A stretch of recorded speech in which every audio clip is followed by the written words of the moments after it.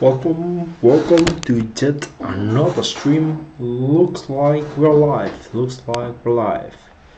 Alright. How's everyone doing? How's everything going? So, what are we going to be doing on today's stream? We're just gonna be doing some quick coding. Welcome to yet another stream. Looks like we're live. Damn. Setup. Alright. Audio leaking has stopped. Right. So, let's get to it. Let's not be late anymore. So, we have here our trusty webpage. It should still be up and running, which it is. And yesterday we implemented this cool feature where you can add a to-do, click on it, and it gets selected, and you can select it more or less, and that just works as expected. I want to make this thing not, I guess it's fine. The problem is Windows. Like, what the hell is this? Hide menu always. Like, what the fuck? Well, whatever.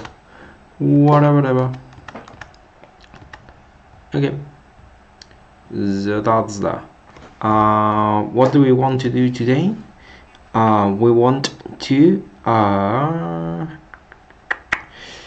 We want to go to our to-do lists. I've installed this thingy over here which should show me the to-dos, so we could save the elements. So save the state of the elements. What else? Oh, it seems like we have a lot of to-dos. Maybe search on another list.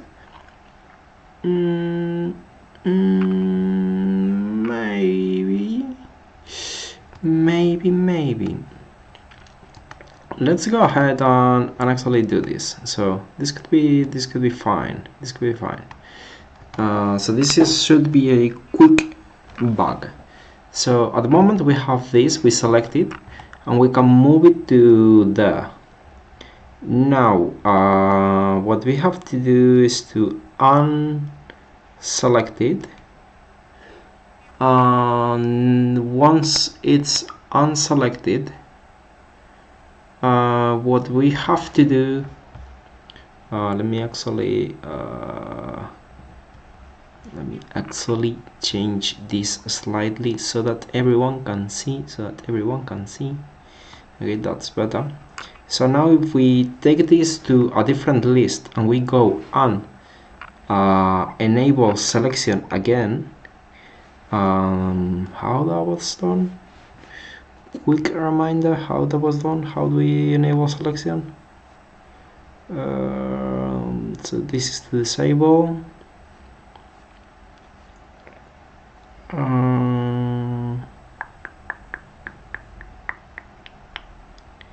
Edit? No. Oh, a space. Just space. So if we click on space, you see that this is not being selected at the moment. It's just not being selected. And if we move it, now it's also not being selected. So that's quite an unfortunate thing. So I guess that we should be getting like loads of errors somewhere. So, oops, not that, definitely not that.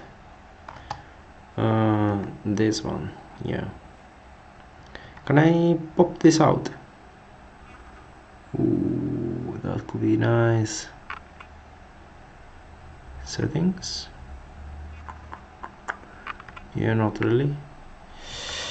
Dock location. Ooh, yes, we want to do that. Okay, so that's there now. Alright, so we have this over here. We want to go to the console, I guess. Wherever I click space, nothing's happening. Okay, yeah, you see now it's working, and previously it was not. So there's something slightly odd on there, and that something slightly odd is related to this one. So last time we selected the item, we remembered what it was, and now we want to select that item again, but that item is not there. It's moved, it's changed the list. So what do we want to do? Try to see if we can use, try to see if we can select a different item, if we can select a different item on a different list. So so now this is quite interesting. So let's say that you had the third item selected. Now on that list there's no third item anymore. So if there's more items on that list, we will pick the last one from that list, so it will prioritize that. But when we go to a different list, what will it do? I guess that it should start by the beginning, right? Or maybe by the end. Maybe by the end. Does it matter?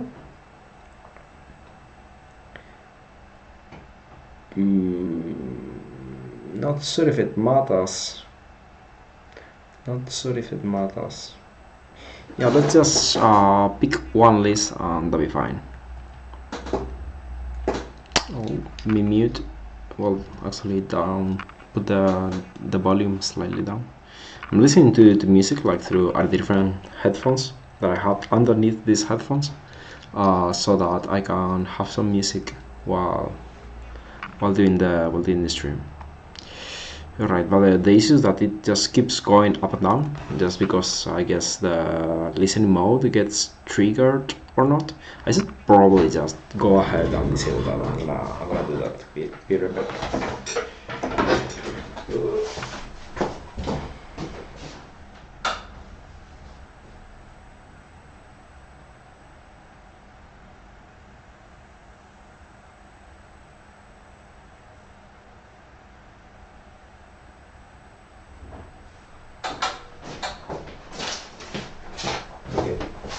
So I just disabled transparency mode and conversation awareness. So now the volume of the music should be somewhat consistent.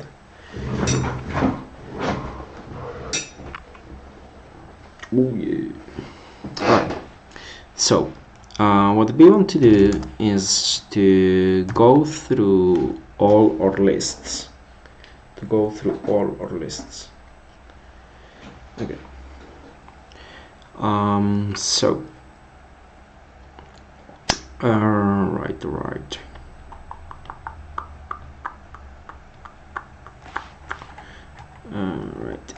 So actually something like while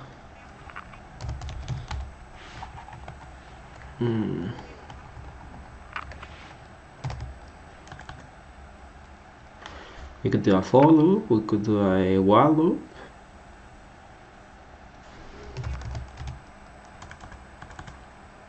I guess that a do while is what we want. Oop, wrong key. Oh my gosh. Okay. What?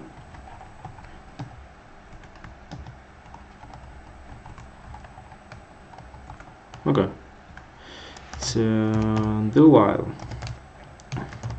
while this dot index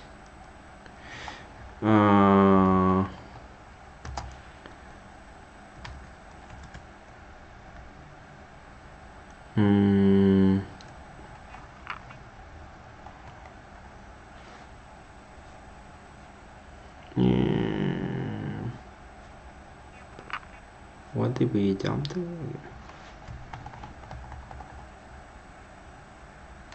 No, music's not working. Let's stop the music. couldn't even think. All right.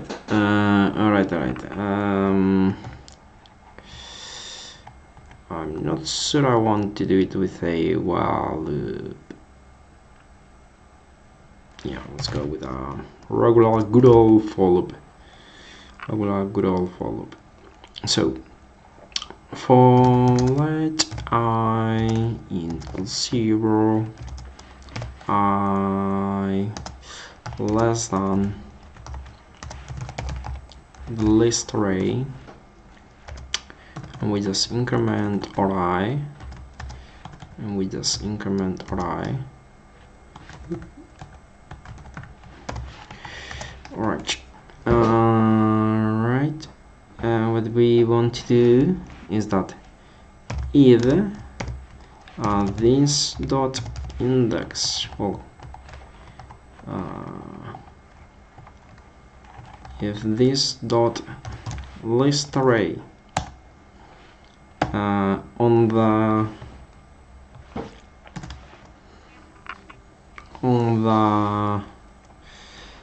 this dot list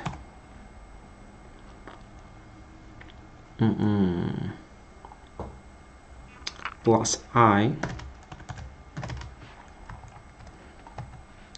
dot empty dot length, length is not 0, then we want to set list to that.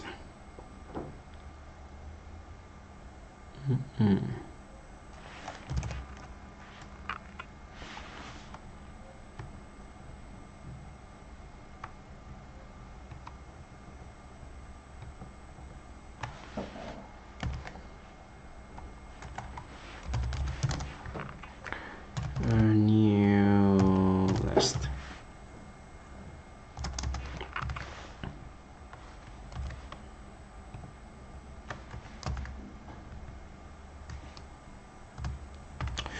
Alright, so we want to do something like that, and we want to do a modulus operator here with this dot list array dot length. Okay, so we will just pick the next one, and then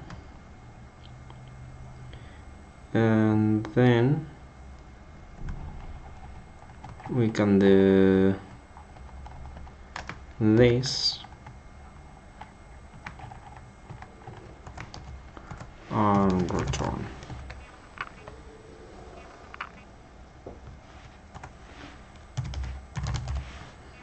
Alright,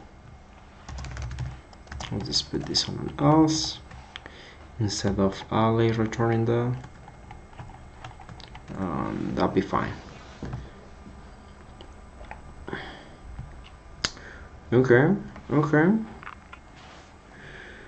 Looking good to good. Yep.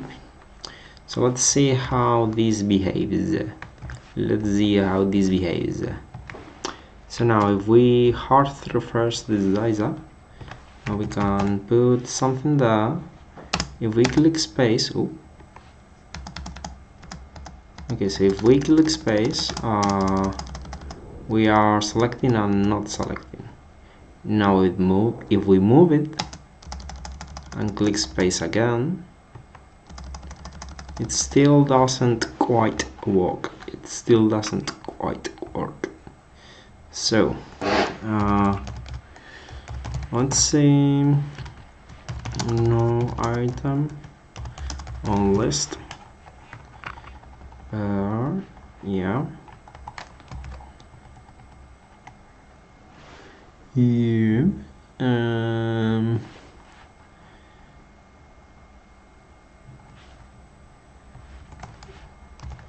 Here something like checking on new list. Okay, let's see how that works. right? So we are able to select that. Oh, we haven't refreshed the web page.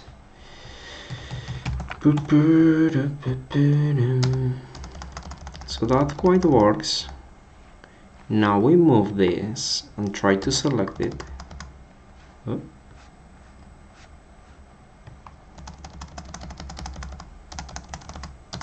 Quite interesting, right? Quite interesting. Oh, right. Right. Okay. So maybe that was working. That's fine, but we fucked it up there. Right. So this works. Now we move it. No item on list. No item on list. So we are getting there, but we are not checking on any new list.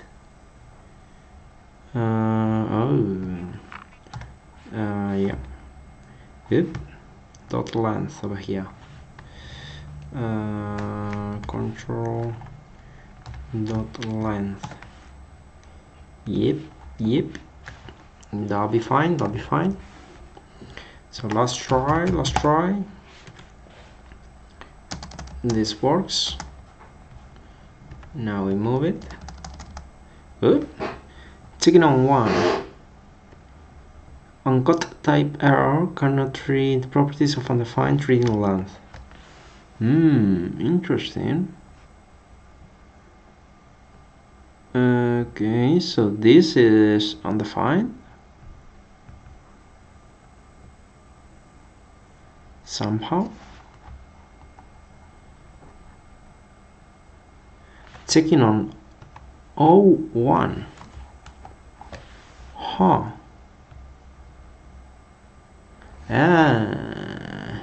Oh no. This dot list, which should be number +1 modulus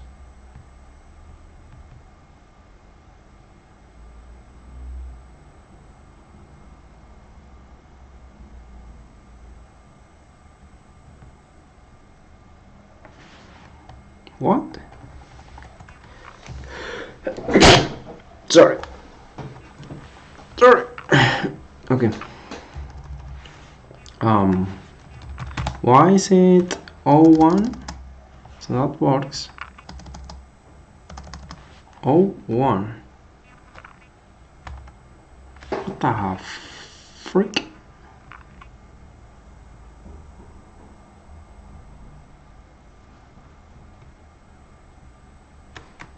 This is undefined. How? Like just tell me how.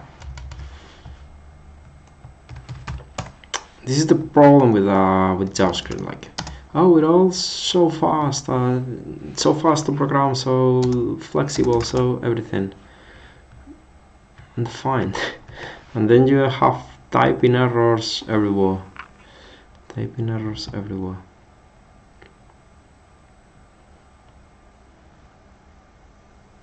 Just how?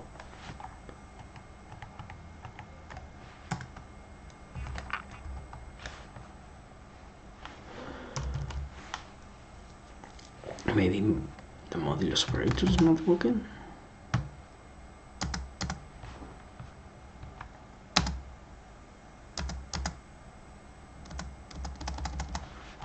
Yeah, no item on list.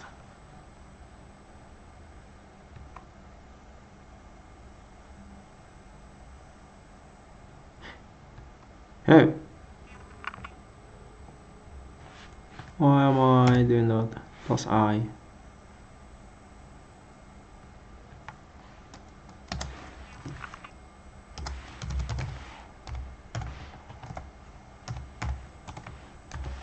Yeah, that's fine. Anyway, that still shouldn't be an issue, right? Alright.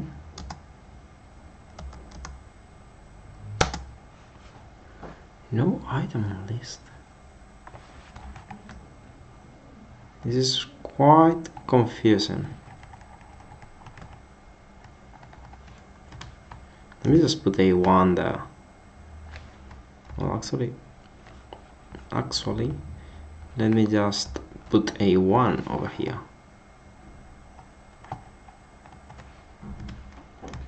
Like, let's do that.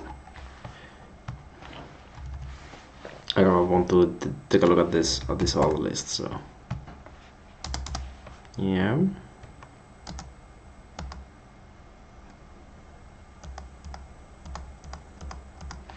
So that's working. So indeed, it is like a typing error somehow.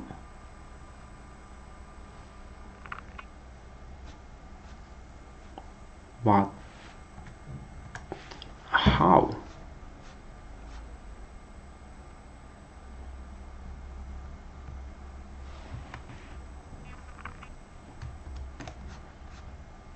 Just how?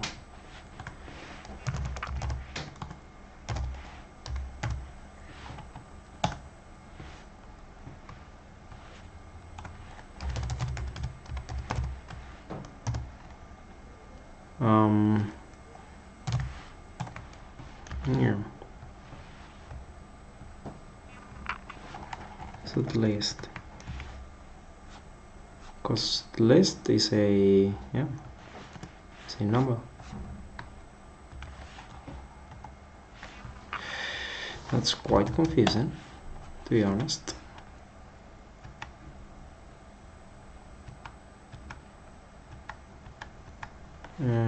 Counter first.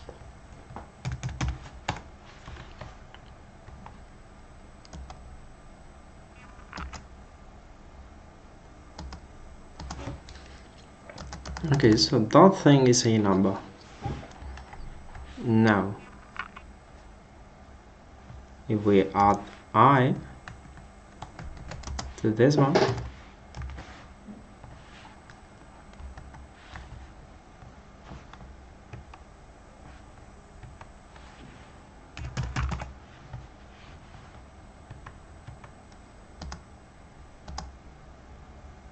now it's not a number anymore.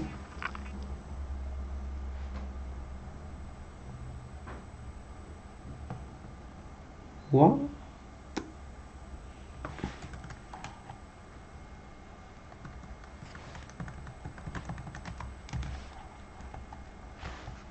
What the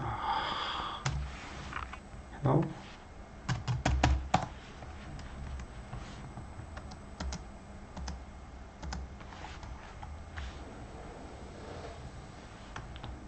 How this got to be what? On string. Not quite getting it.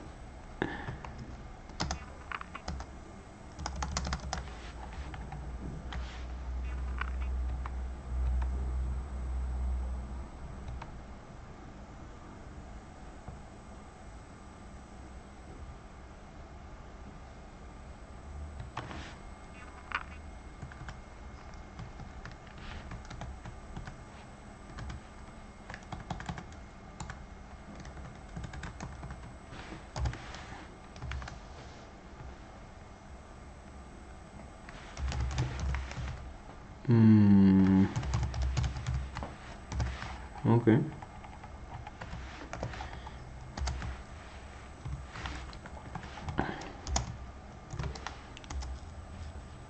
I guess that this.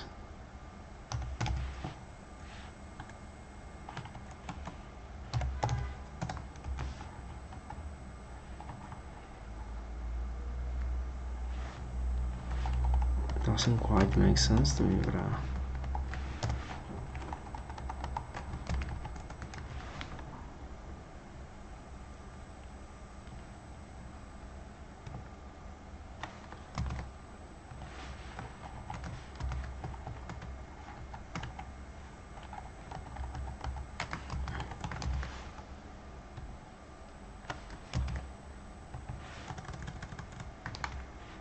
Okay, let's take a look at all of those. And let's figure out where do we stop being a number. So number, string, number, string.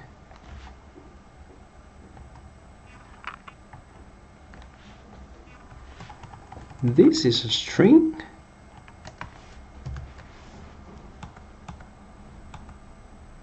How?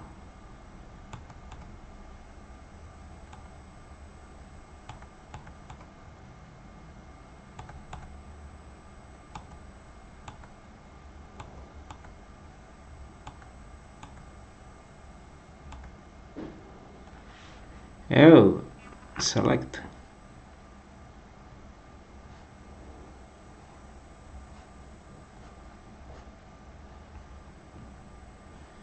So when we select, we are sending a string. Select.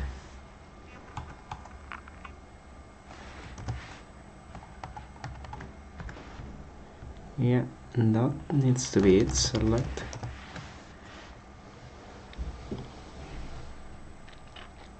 So this index is a string. Get index.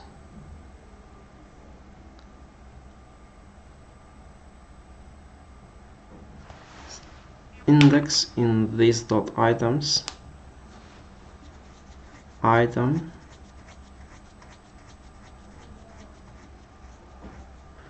Honestly, not sure how that could be it.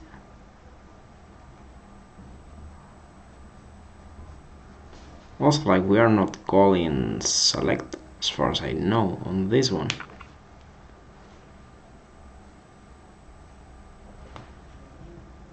Let's just put a console log here.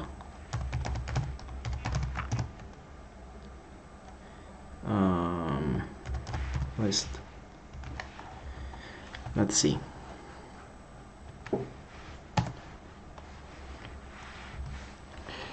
Okay.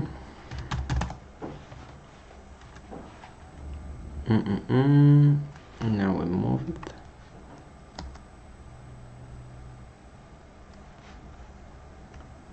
Ooh.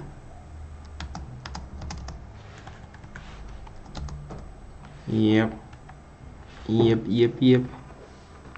So this got to be, this got called, that select got called with this index, which came from here.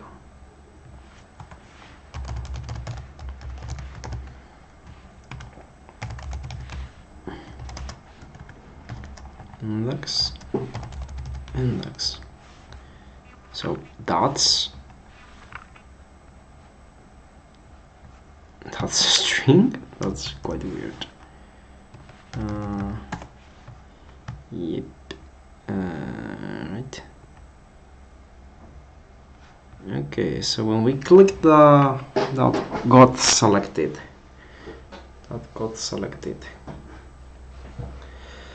But then it was moved. Okay, we don't really want to click.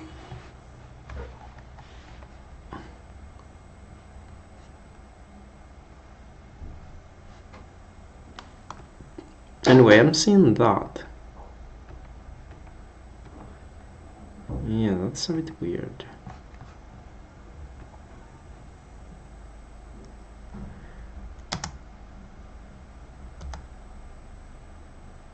Yeah.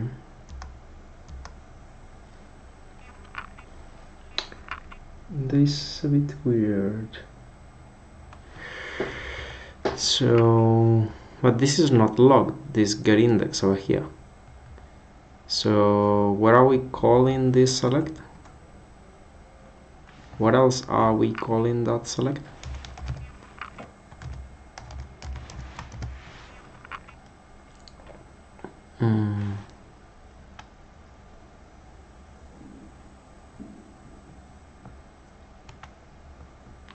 So we're just calling it with the select element.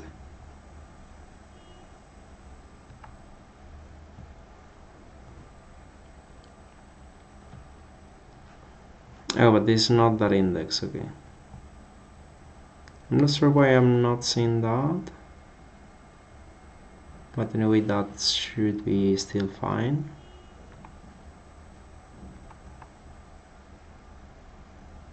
Yeah, this list index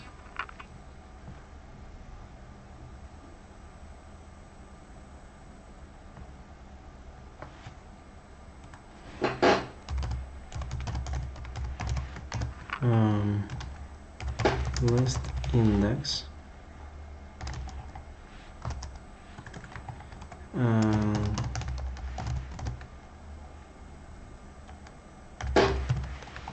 okay, let's take a look at this.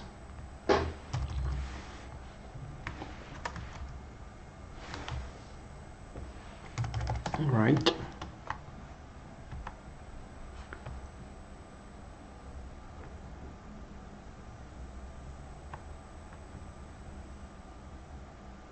So both of these two are strings for in JS.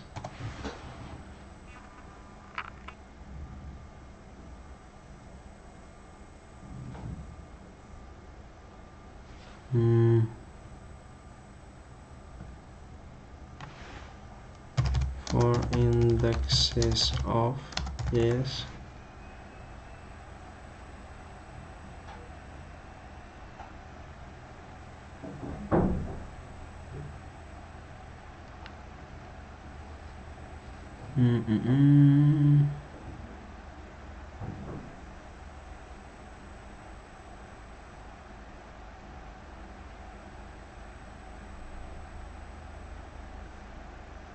Yeah.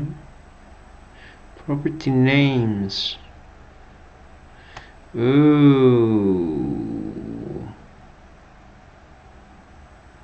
Okay. So, alright, we got that early. That I didn't knew how this thing worked. So we cannot use for in anywhere really. Ooh, that could have been really bad. That could have been really bad. So we have just two. Okay. So we have to do let I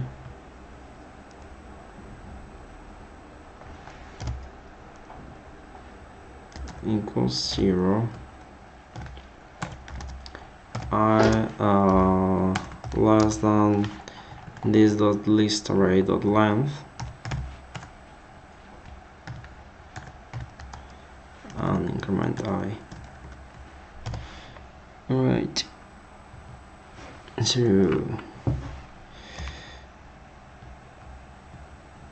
yeah,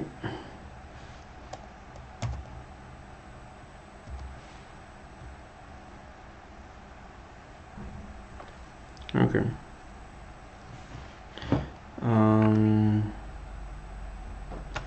Let's do the same over here.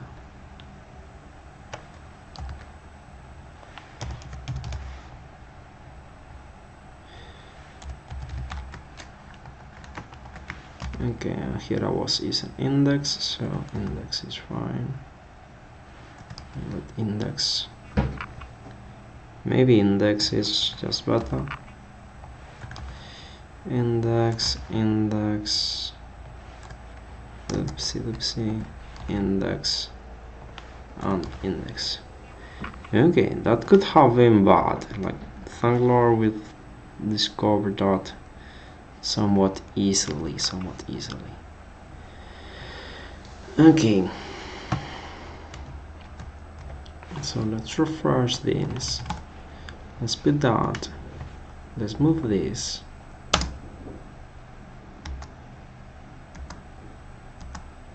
And it still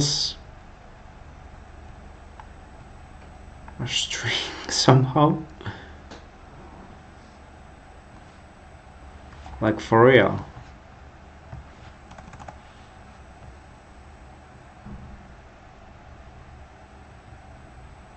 How is this a string now?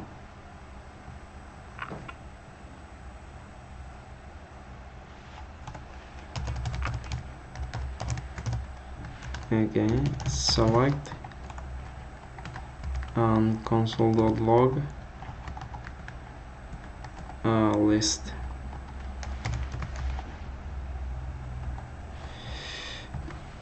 Unbelievable, freaking unbelievable. All right.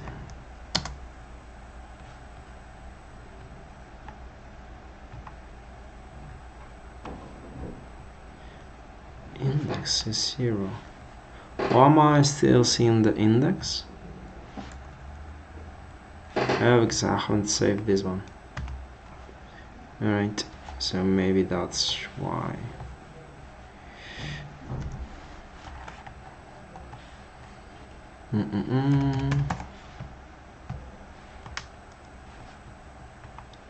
Yep. Okay, now it works. And now it works. Alright. We got it. We got it. Yep. Yep.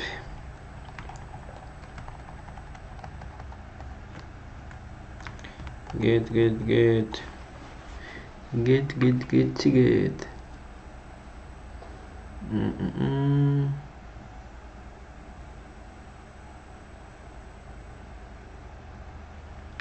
Yeah.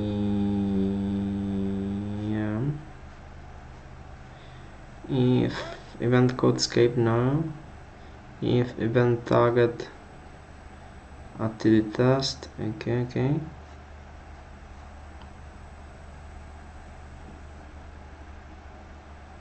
Alright, so that should be working now. Let's do a quick test. So we can unselect that, pause it.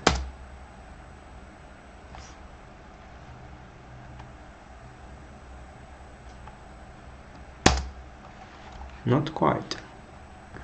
Not quite. Alright. We don't need this anymore.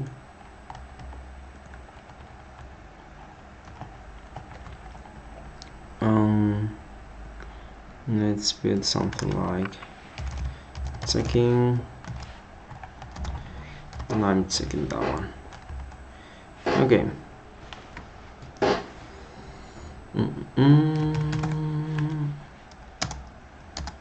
So that's fine. Now we move it.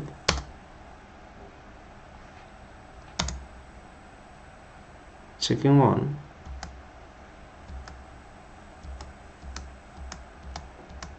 So that's like a bit of delay there. Checking 2, checking 3, cannot read. Okay. So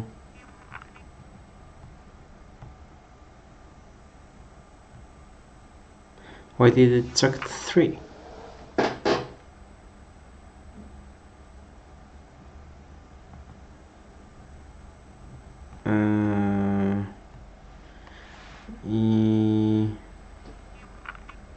It shouldn't have check 3.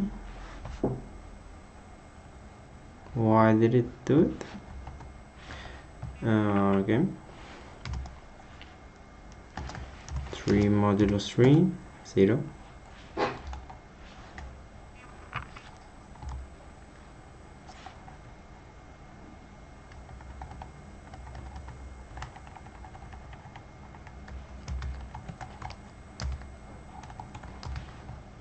Okay, new list.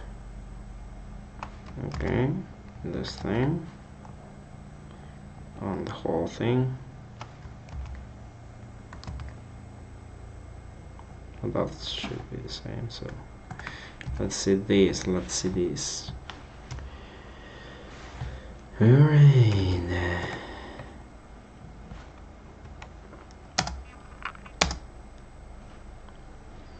Checking 113. Okay, that's fine.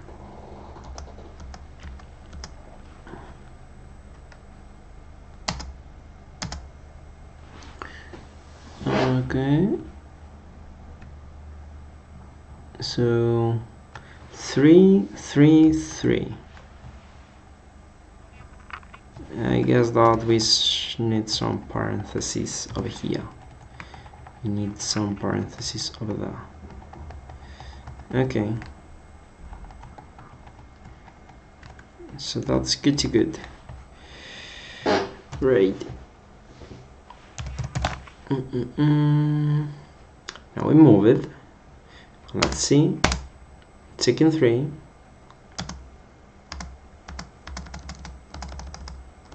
Okay. Pause it. And it works again, and it works again.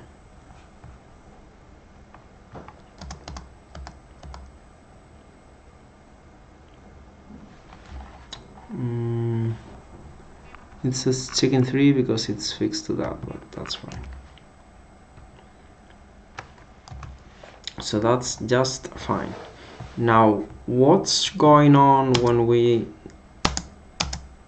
toggle the things? Like now that's unselected, I pause it, and this one has not fallen through, has not done what I wanted it to do. It didn't do the checks. So I sent a code space. Why that space was not handled? It couldn't have been this, but it could have been one of these ones. So event target, let me just, well, we can actually take a look at the event target.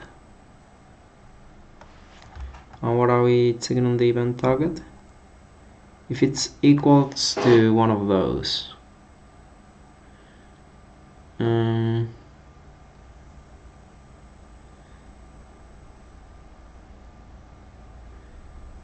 div app children nodes,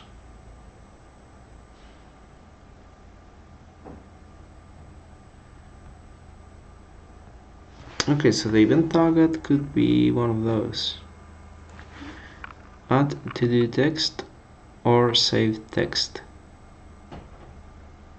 Yeah, I don't think it's one of those, right?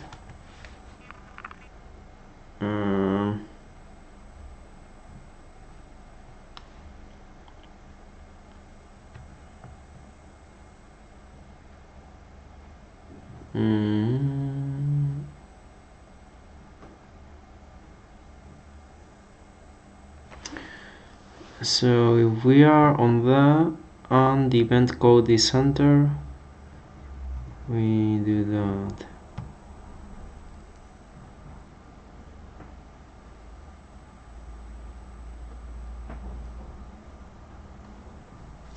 We do that.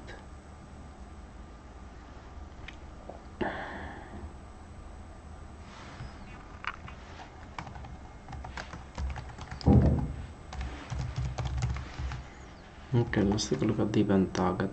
Let's see what that is. So we just do that, this.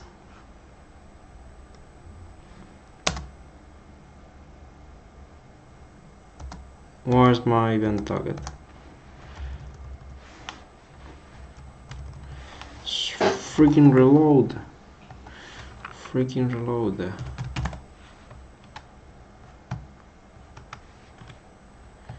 Oh my gosh.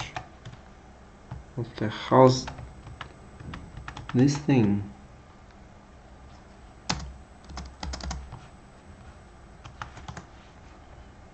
Okay. Yeah.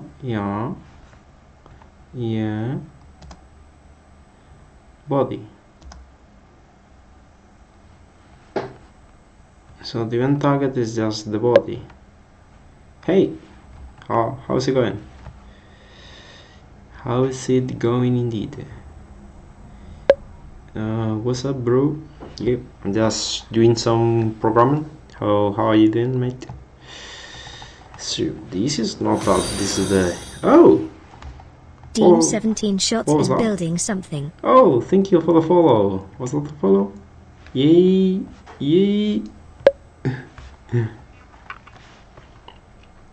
You know about computers? I know about computers, indeed. I know about computers, indeed. Do you know about computers?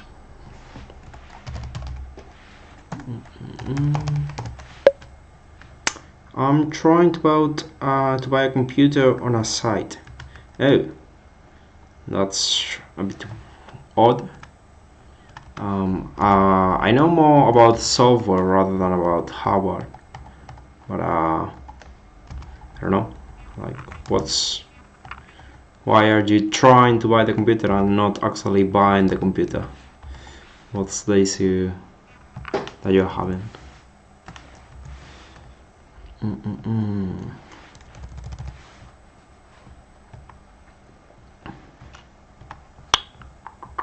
Okay, so now we should be able to see what's going on.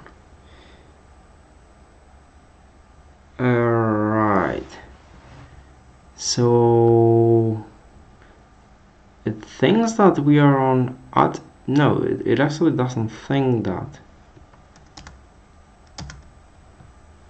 It actually doesn't think that.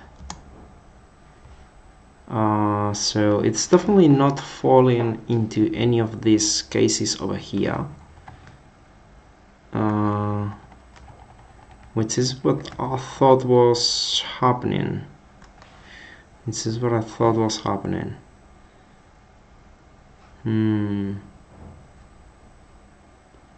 So I guess that we are done reaching this case here.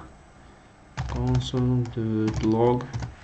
It should be okay if we are seeing that. We should be okay if we are seeing that. So yeah, let me move that, try to select that, and indeed we are on the okay case. So are we then just trying to call toggle and something is not toggling correctly? May actually that be the case? It's a case of misimplementation rather than something else.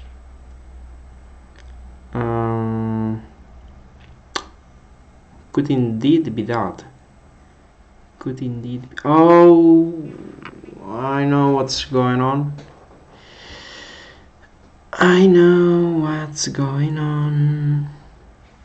So when we click the button, that breaks. Yeah, that's the thing. Okay, we found the bug, boys. So somewhere over here, where I'm setting up the callbacks for what to do when we get items here. Right. So yeah, we don't have to do this. So we have to do something more like checking if this is a text, if this is an element, text, node name, no, text node name, text node name, and then and only then we do that. Otherwise, what do we do I guess we could just not dispatch the event.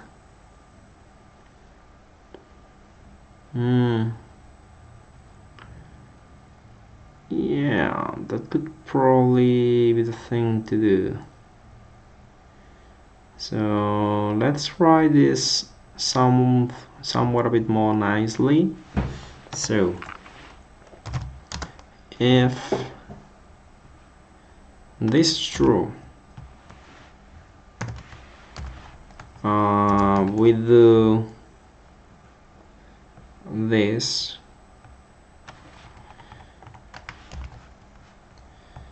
with the event target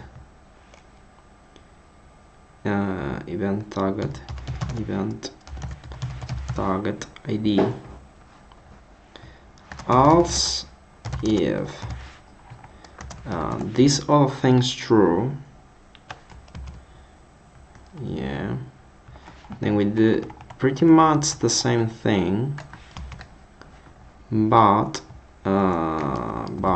oops, in this case we just have to provide a we have to provide the parent. We actually get the parent by doing parent element, and that's it,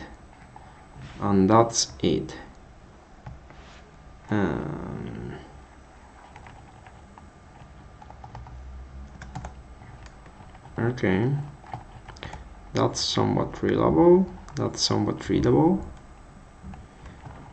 right? Yes, okay, so that's fine. Okay, that's fairly readable, and yeah. So that should be the issue that we were actually having. So if we now create one of these ones, we put it there, click on space, it says checking one, which is what it should be checking, but it doesn't quite select it. So that indeed means that we've reached this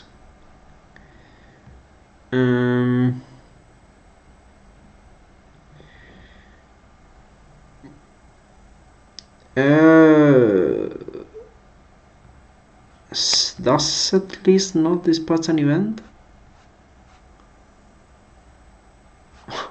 It does not. Cool.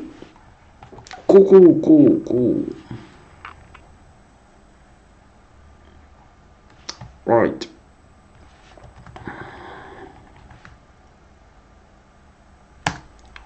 Okay. So, yeah.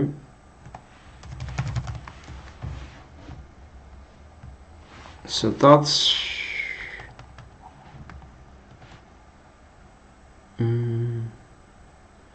no.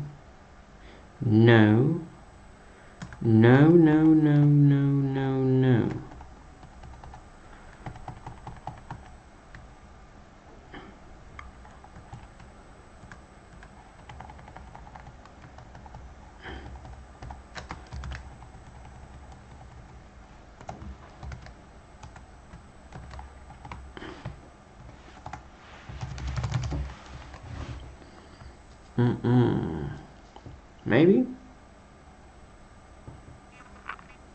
I mean, maybe. That should be fine.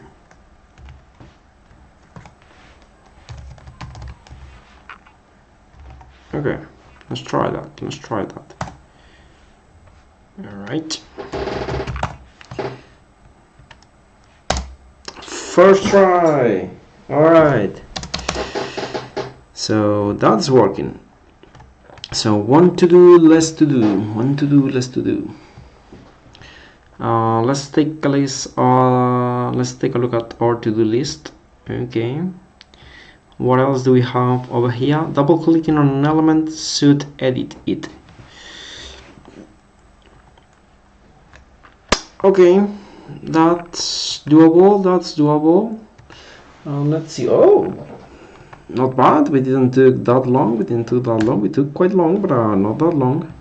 I don't know if this guy actually sent more messages. Let's quickly check. I don't think he did. I'm trying to buy a computer on a site. Guess he was not able to buy the computer on his site. Guess that was not the case. Okay, so HTML double click. HTML double click. How do I detect a double click element? Really?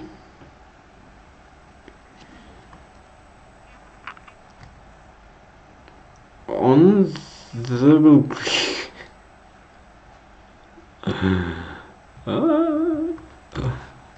Of course. Sure, HTML, that's a perfectly valid name for an event. Sure. The const double click event equals to that thing. And here,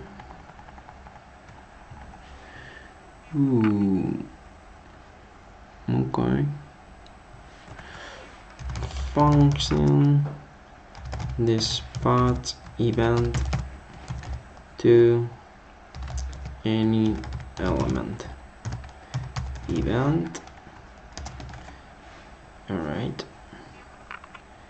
let's take all of this code over here, copy it,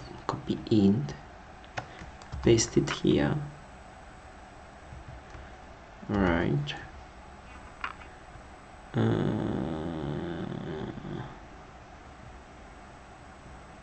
Yep. Dispatch event to any element.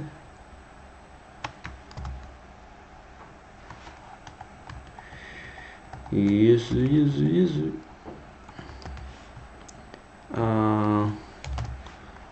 Double click event, dispatch event to any element. Event dot type, I guess. It was type, right? It was type. HTML event type.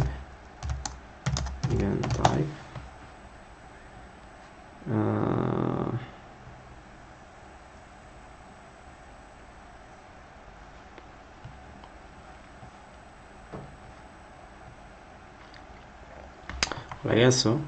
Let's just test it. Let's just test it. Okay, so looks about right.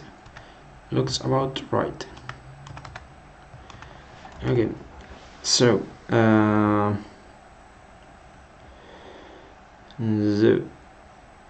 we want to now listen on the double clicky. Where are my double clickies? Ooh, we have lots of this. Okay.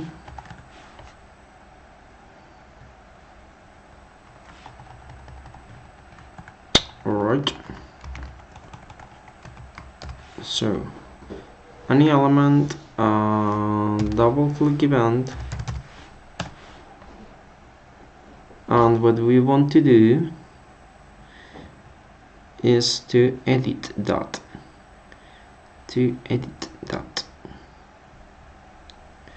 Selected dot edit.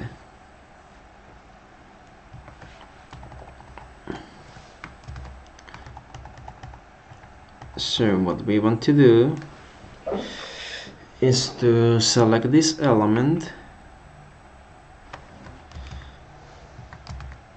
and colon edit. Yeah, select that element and call edit.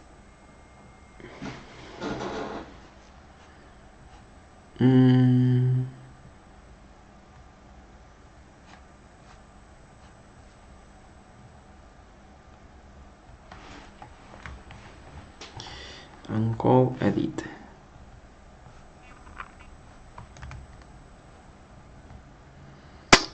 When we call edit over here,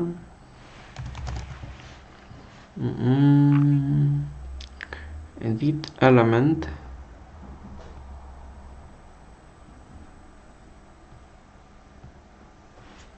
and we might also want to this dot activate.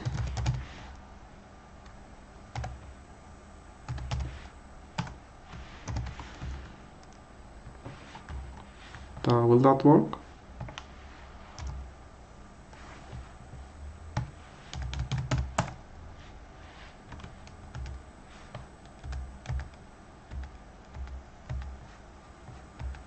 Doesn't feel like it's working.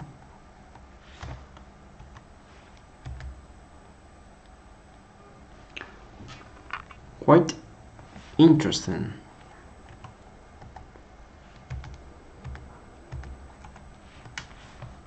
What happened there?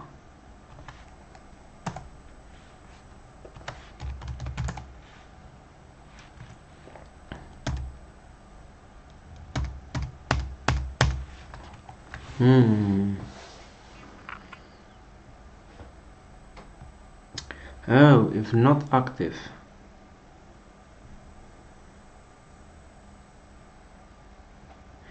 If not active.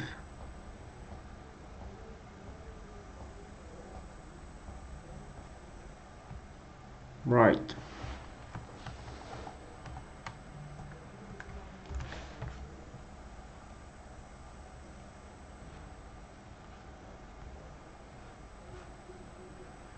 Right. So, okay. So we first have to activate and then, yeah. So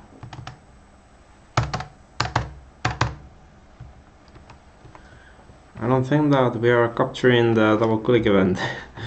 Don't get me wrong, we are not capturing that.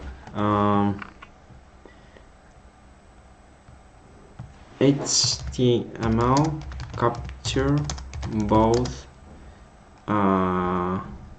on mouse down and double click. Okay.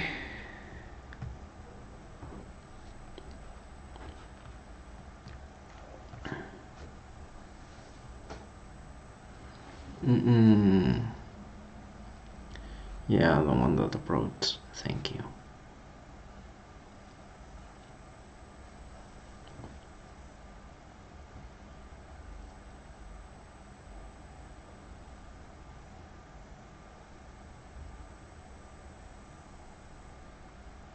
Prevent default.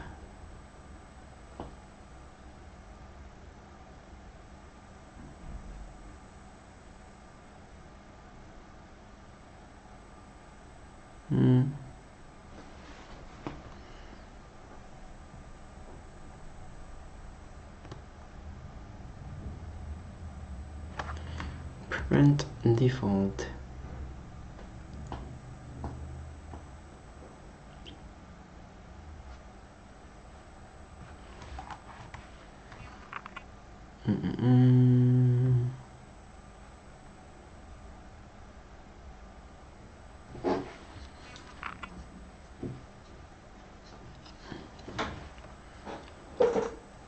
Okay, let me do that. Event prevent default. Let's see what happens with that. Let's see if we like that or not. Alright. what's that prevent default thingy?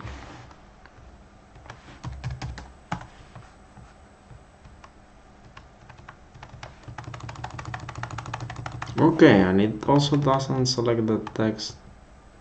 Oh, it now doesn't allow me to select text at all.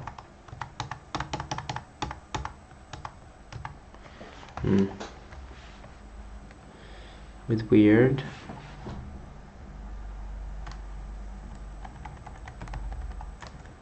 Bit weird indeed. Okay, so let's not prevent the default on that one. Let's only prevent the default on this one.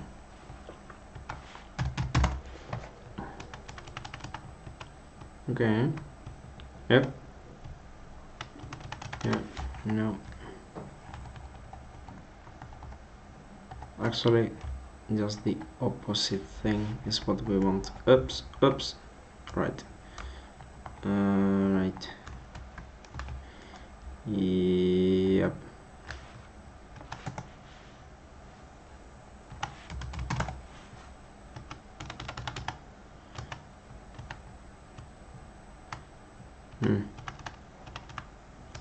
Still like selecting the thing. Not doing exactly what I expected it to be doing. Yeah.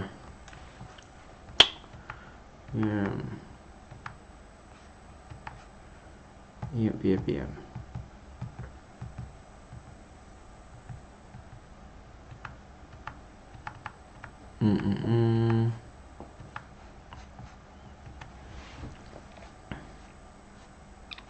Let's see what Copilot has to say about this. Mouse down event, yeah. Triggers where any mouse is pressed down on an element. It will fire even if the mouse is clicked on the object and then moved off it. You can use this event to detect when the user holds the mouse down on an element. When mouse up event triggers where any mouse button is released. Oh.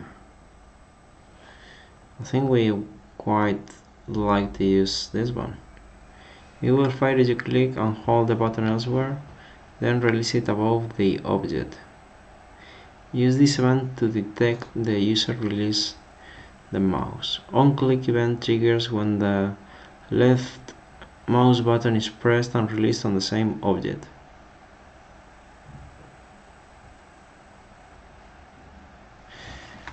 Okay.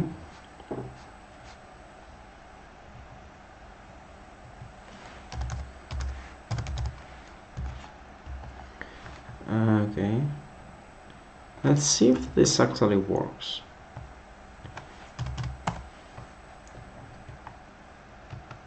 No.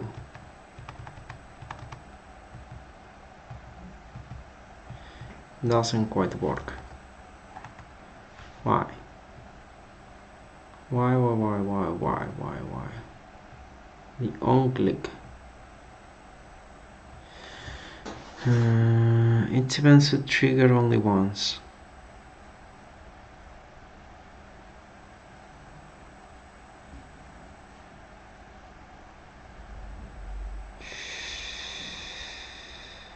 Do I need to handle that by myself, really?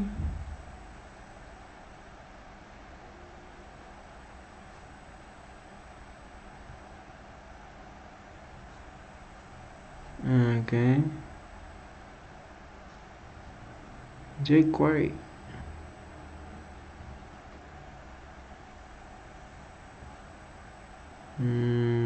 Right. Set the variable to true.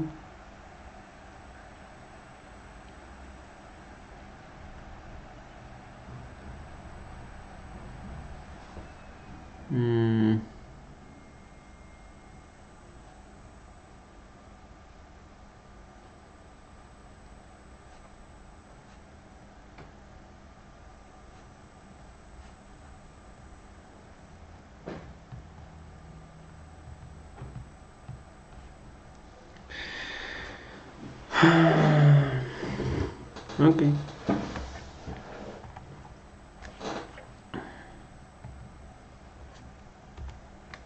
mouse down, mouse up,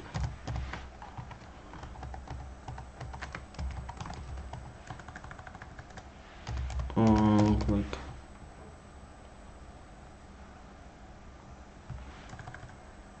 Oh, this was the one that was fine. Mouse up and mouse click event.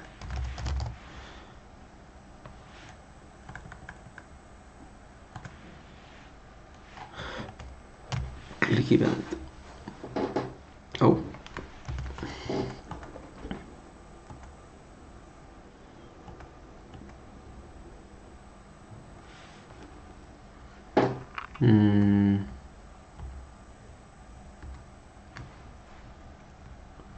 What am I using the click event?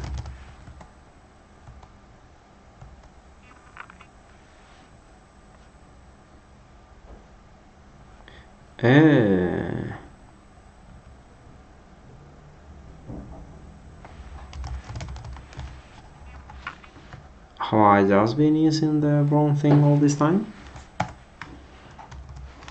And it actually works.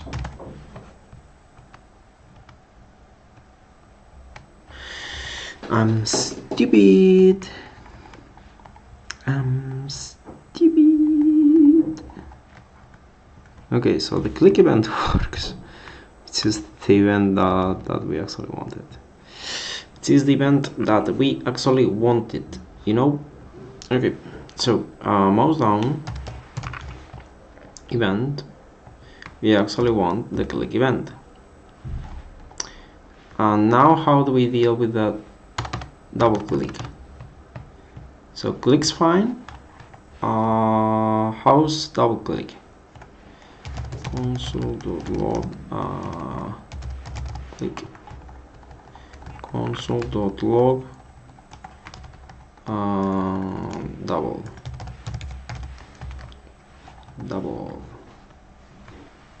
Okay, so we add one of these one. Oops.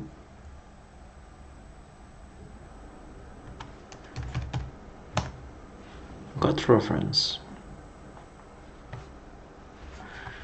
Yep. Mouse down on click event.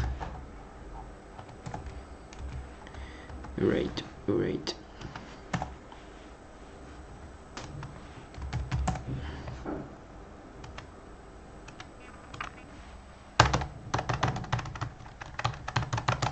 Okay, so we have click, having double click might not work. Let me just comment this one out and let's see what's going on.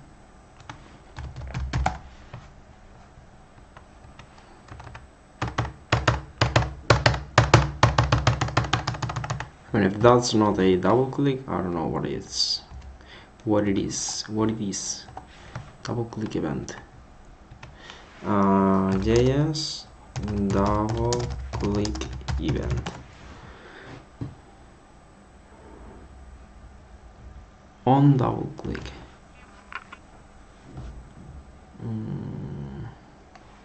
Yeah.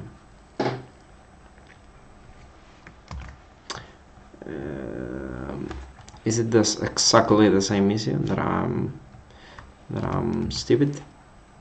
Might be. Very well might be.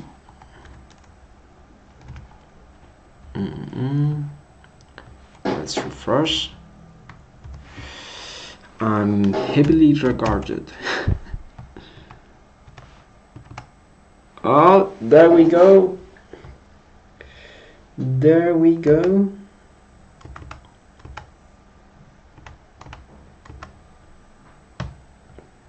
Okay.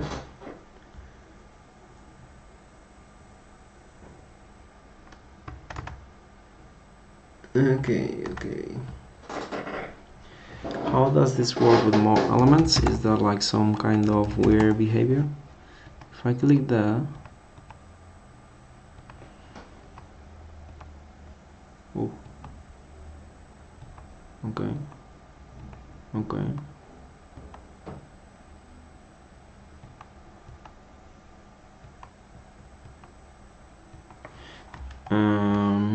yep.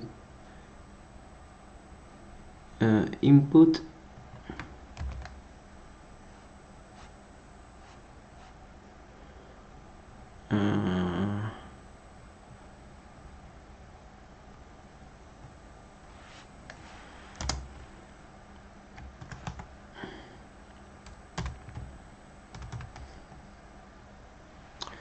or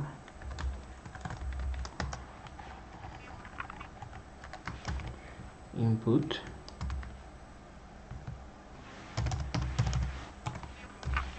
okay.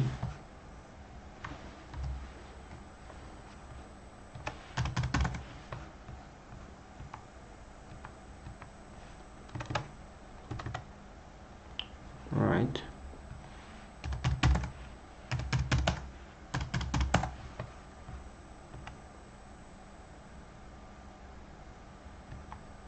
Huh. Uncaught type error. Select element, select toggle, deactivate.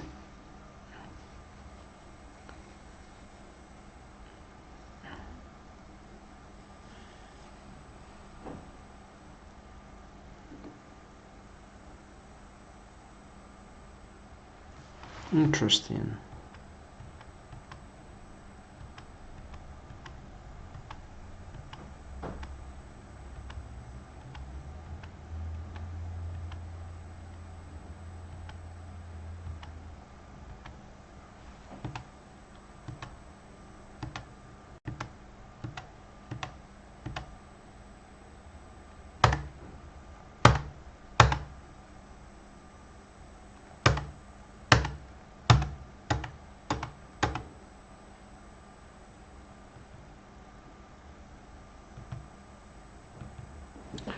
Okay, so issues there are with select element, toggle, activate, get item, get index.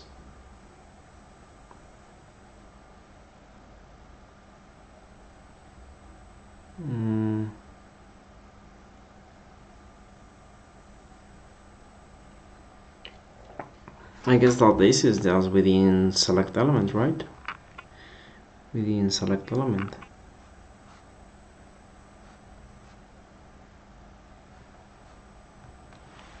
Select element.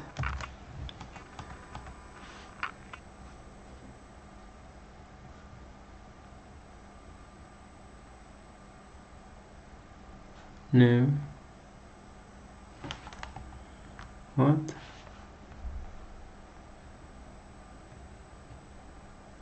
Selected, select element. Selected, select element.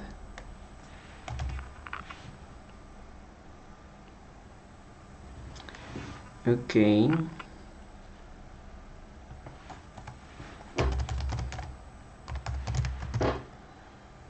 Index. Oh. Index doesn't feel quite right. Am I right? Am I right? Yes. List index.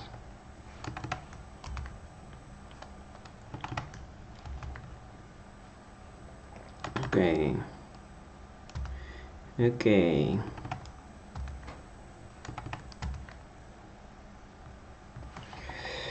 Found yet another bug. Alright. Let me just refresh this.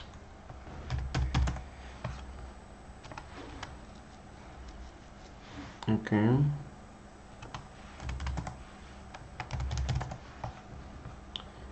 And that's fine.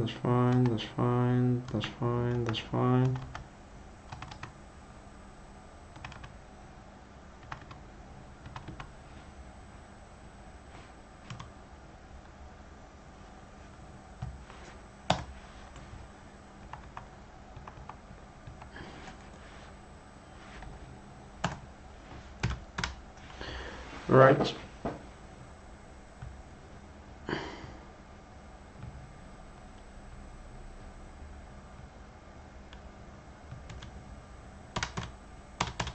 so that's looking quite nice.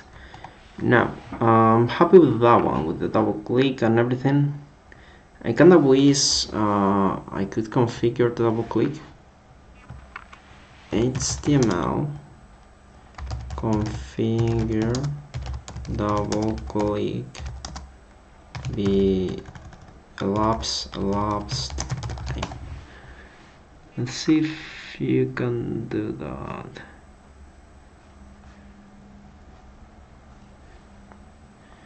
No, HTML make double click less sensitive.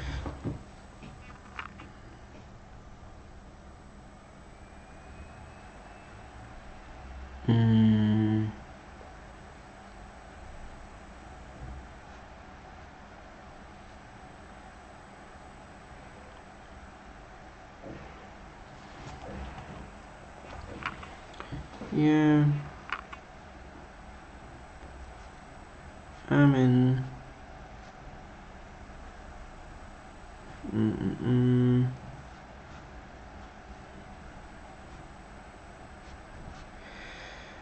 I could do a prevent default,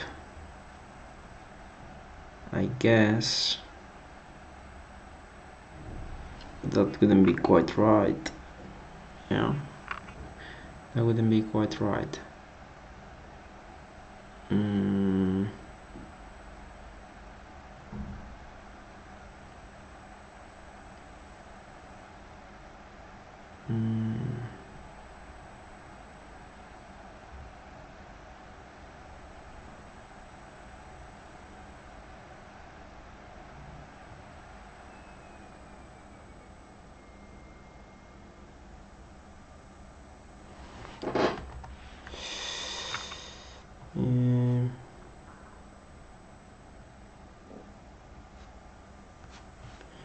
Right.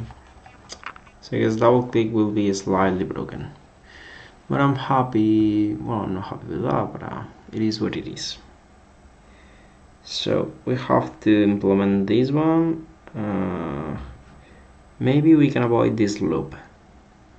How? Add selected listener.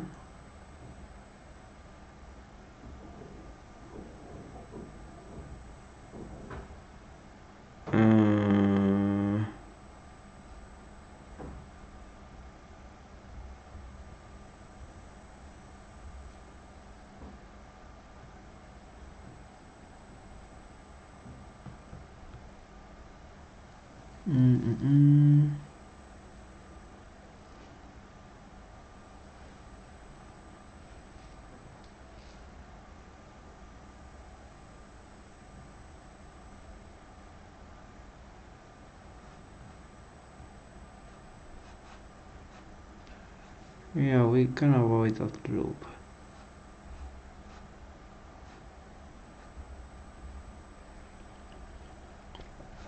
Select element.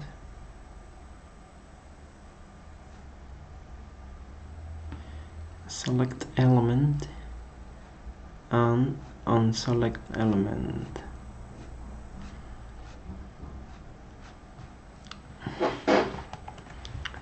I feel like we've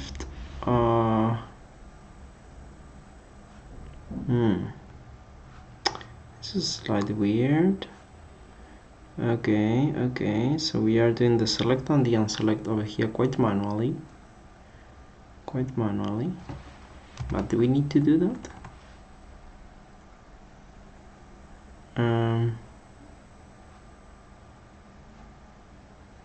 Yeah, I'm not sure.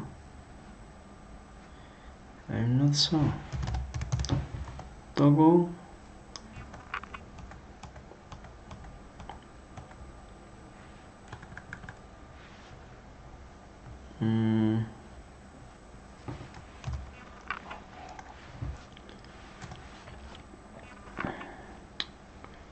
Select element.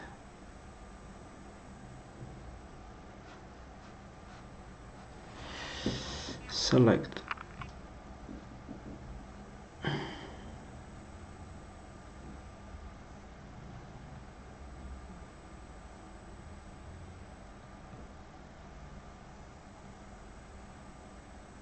If it's the same that it's already selected, it will toggle. Otherwise, it will activate the new one.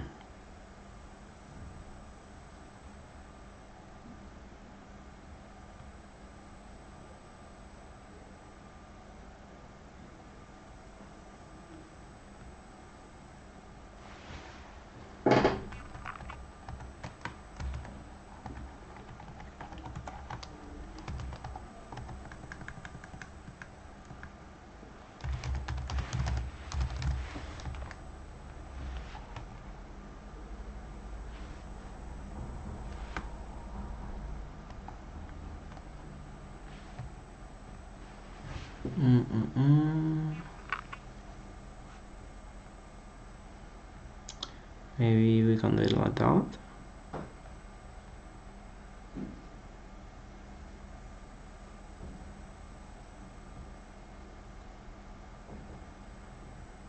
Okay.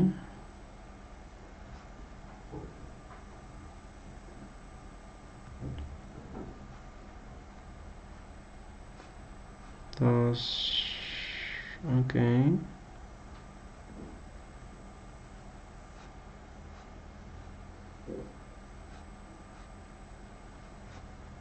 I think that's it, right?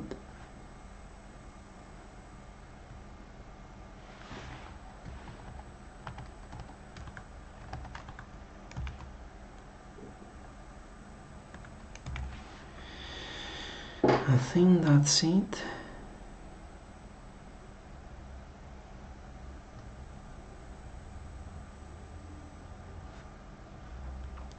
Let's real quick make sure that it still works somehow.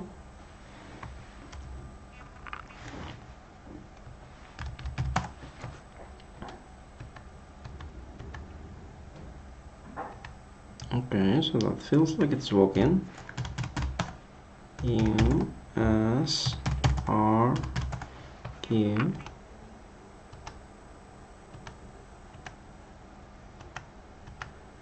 Not bad, not bad.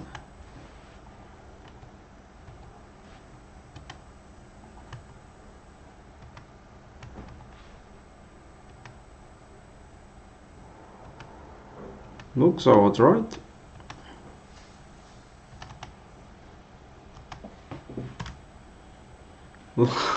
Actually, it looks about right.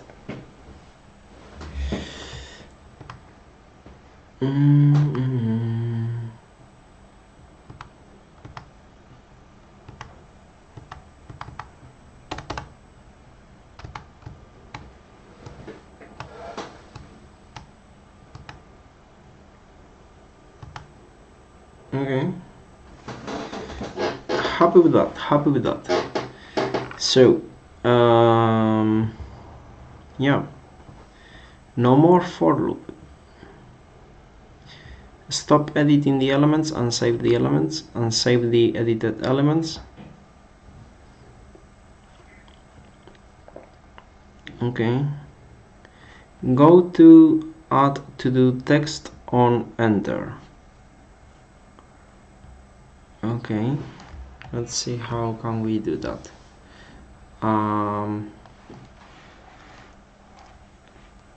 JS move cursor to input on enter.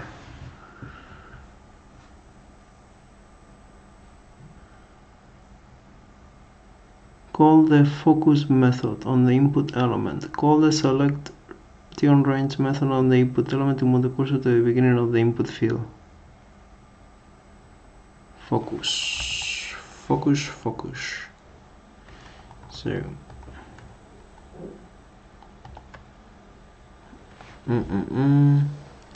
save the edited element on enter. Go to add to the text on enter.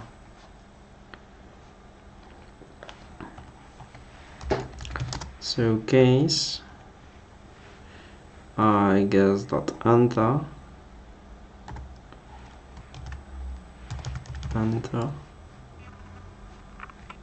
Alright, and what do we do here? We want to do these two things. and we want to break right over here. Break. Okay. So yeah.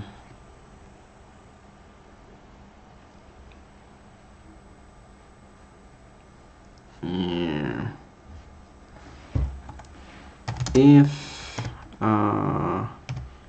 event dot target dot node name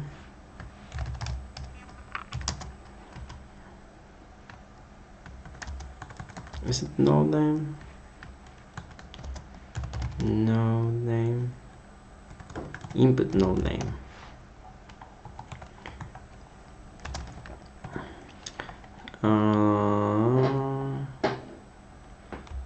Go to add to the text.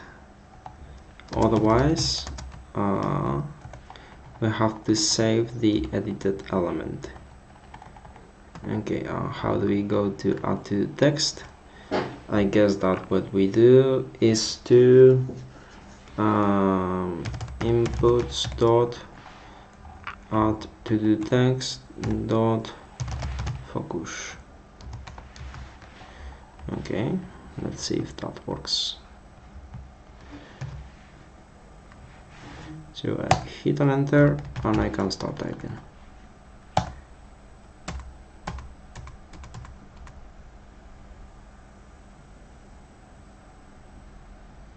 Not bad at all.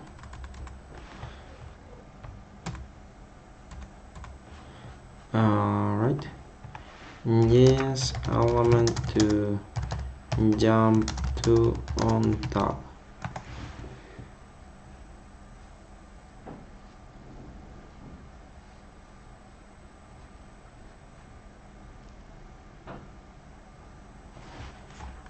I don't know why I'm googling that because I already know what that is.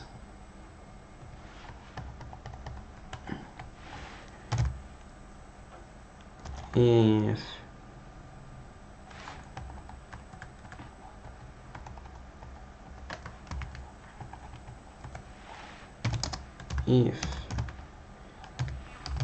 event dot target equals to inputs dot focus,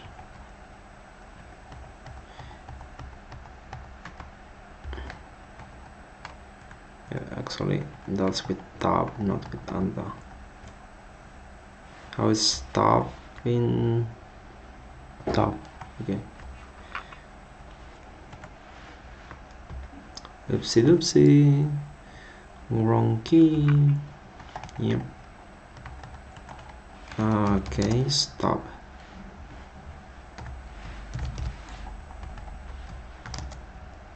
All right. Back. So if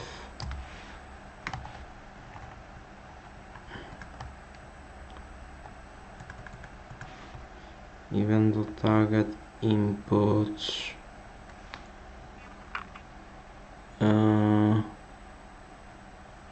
event dot target dot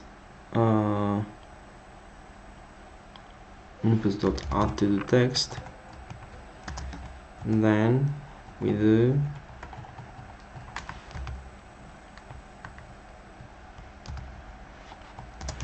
else we do something else.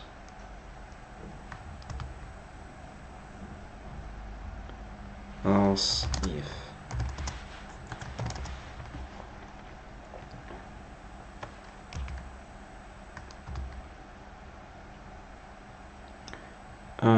to text, save text.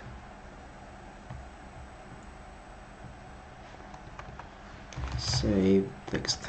Okay. So let's refresh, and we are here and click tab.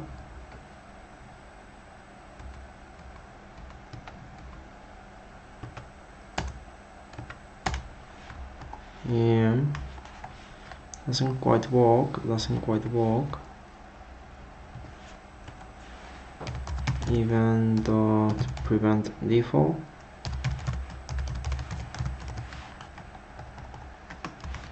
Right.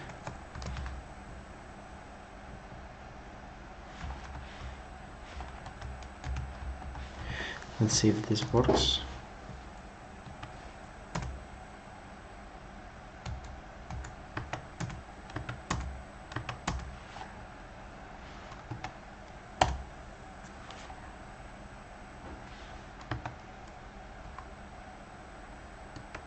Yeah, but it moves it to the add to do button, which is quite interesting.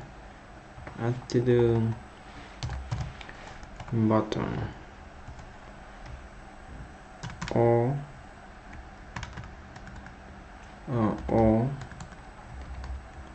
oh god damn it.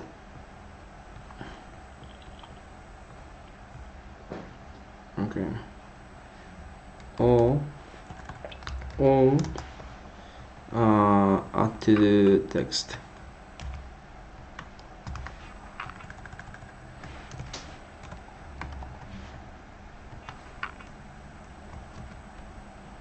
Okay.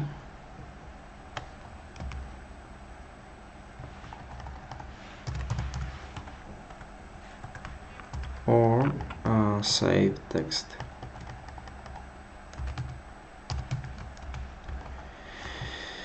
Okay.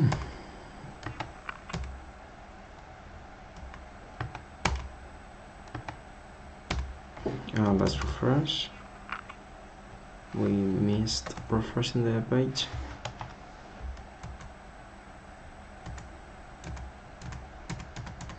Really nice, really nice.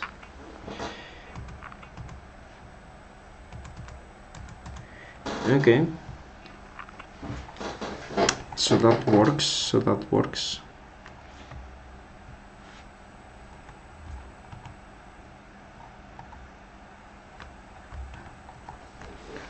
Very good.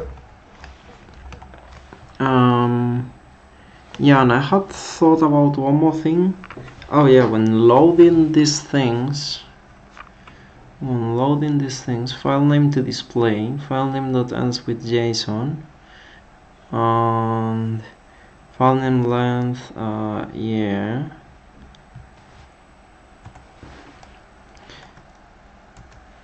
If file name dot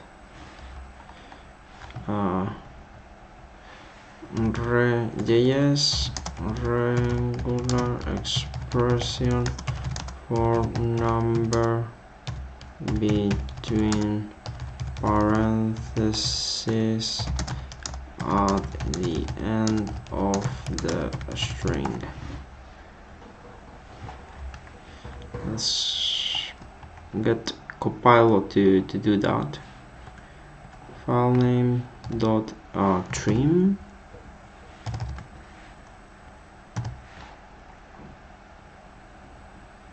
Okay, yeah.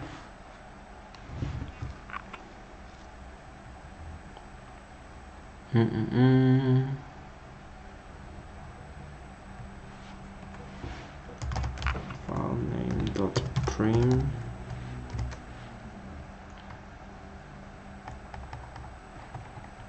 File name equals file name dot trim. Yep. Right.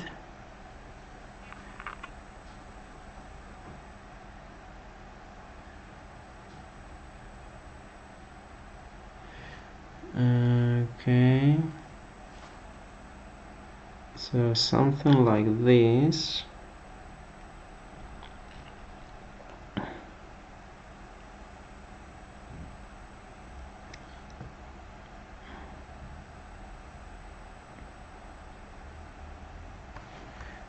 Okay, we want something like that.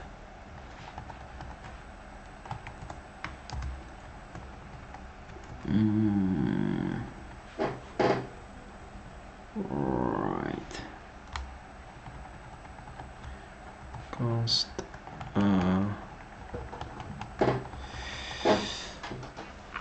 duplicated file.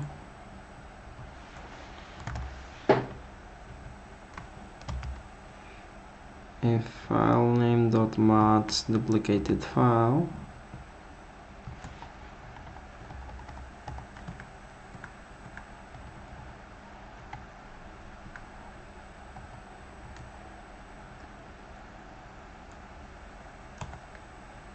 yeah,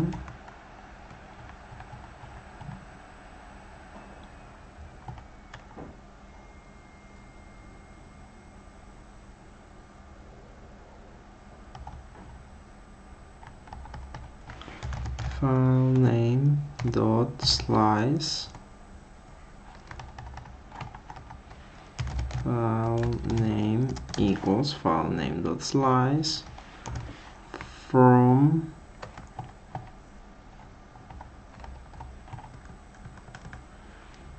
replace match with nothing at all. Okay, so we can call load. We want to load this one, and it didn't work. Didn't work. Let's refresh. Let's go load again on this one, and this time it didn't show anything at all. So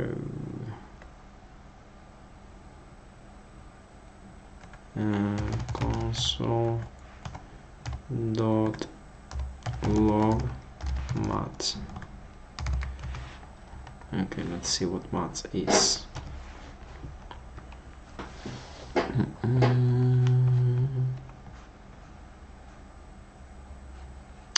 Uncaught in promise reference input string is not defined.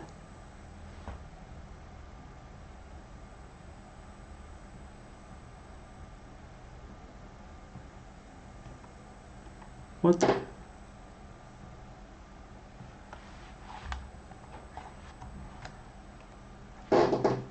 Input string. Oh, of course. Of course, it's not defined. Of course, it's not defined. Let's load again. Oh, okay.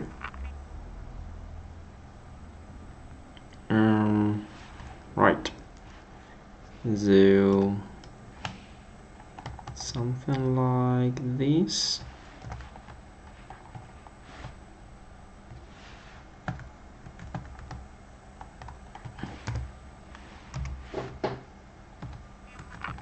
Alright, it looks about what I want. And then now let's load. Ba-bam. Lovely, lovely, lovely, lovely.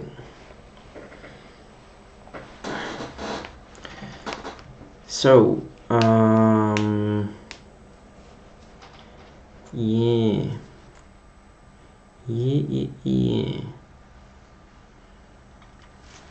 So the to-dos that we have now are just for editing the buttons, right? So save the edited element on enter. Yeah. Stop editing the elements. Okay.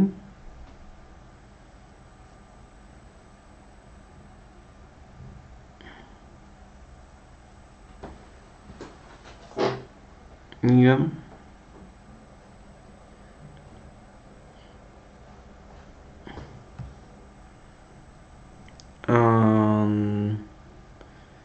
Save the element.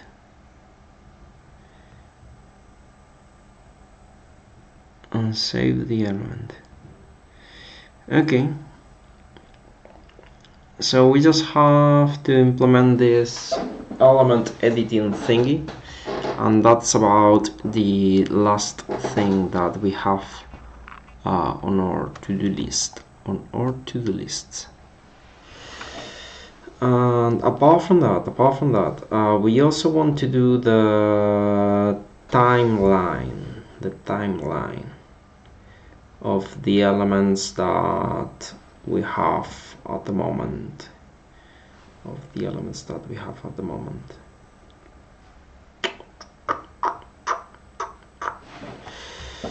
Yes. Okay.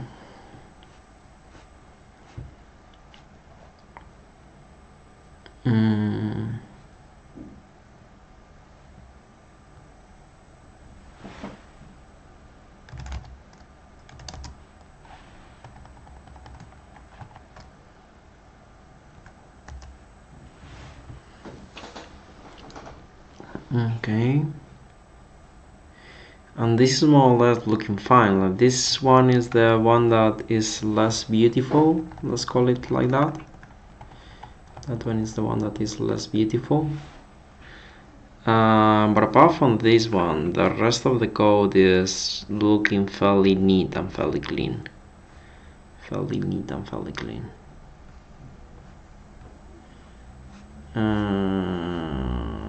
So yeah, not bad at all.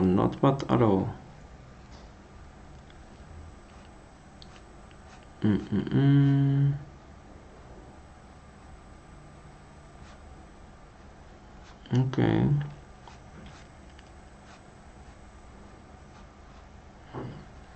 And also this is not like the worst thing. Like calling blur here, well, maybe not the best, but you never know. These ones again, not the best, but you never know. And this one more or less of the same, but it's all those issues are concentrated here, so could be worse. I think could be way worse. Yeah. Yep.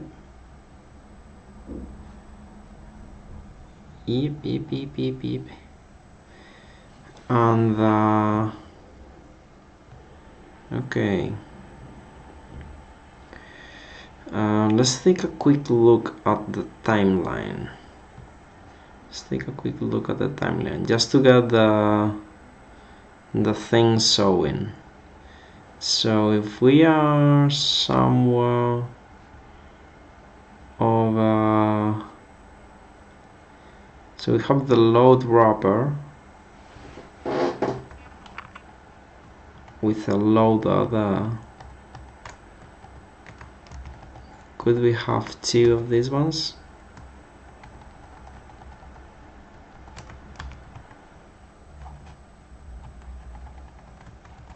Could we actually have this?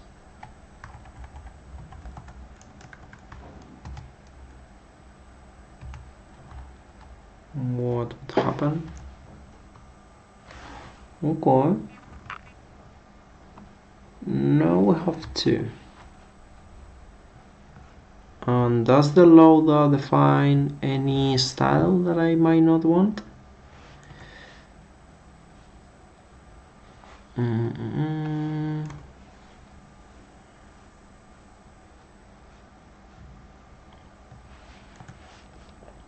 The loader, if it defines, well, what padding, that's fine.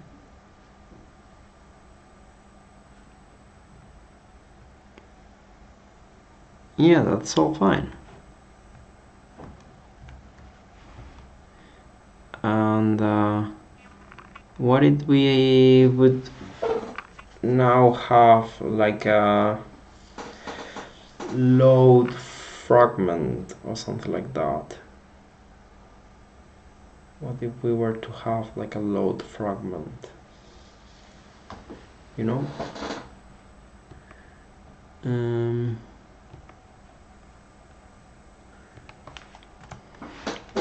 So let's have here a div that it's a load fragment.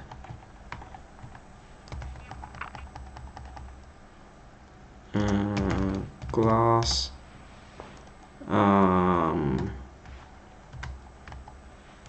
time fragment.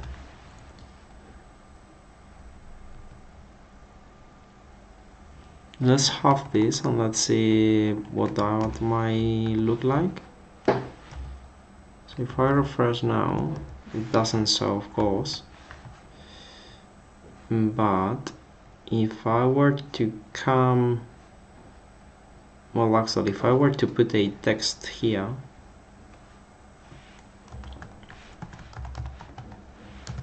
text,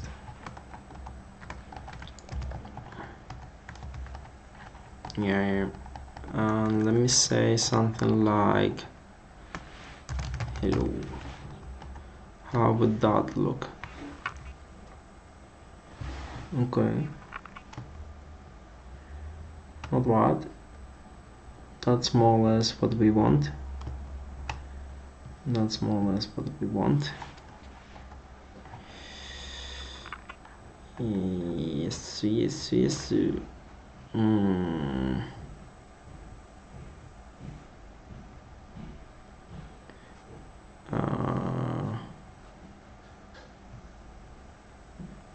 Let's find the button.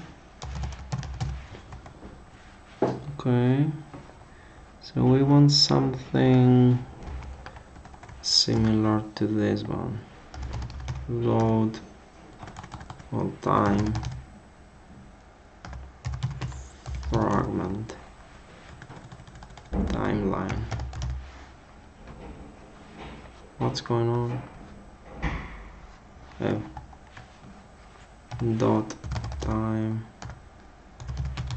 fragment. All right. Padding.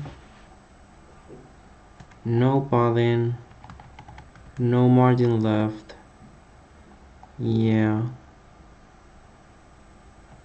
None of that one.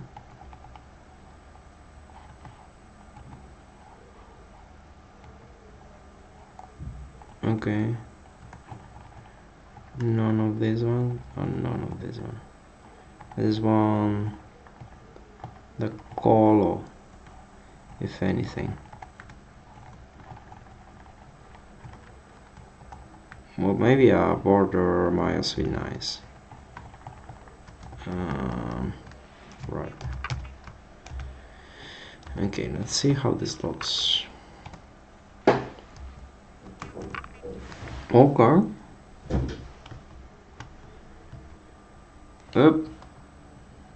Wrong click. Background color. Background color.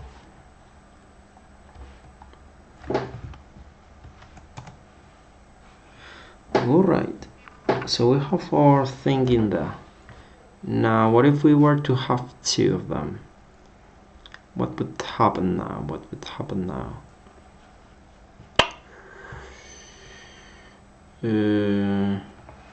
I guess that I should do something like padding 0,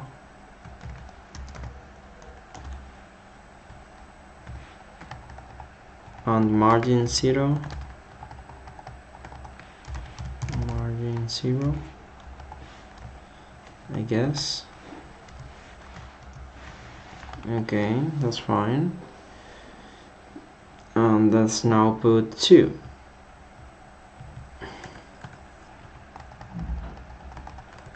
Two of these bad boys.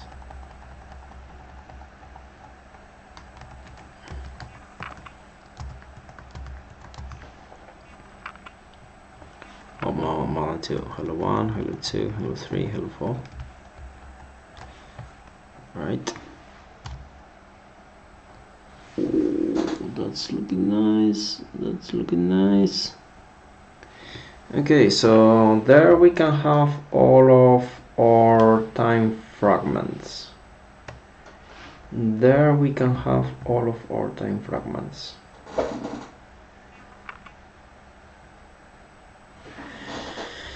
Not bad at all, not bad at all.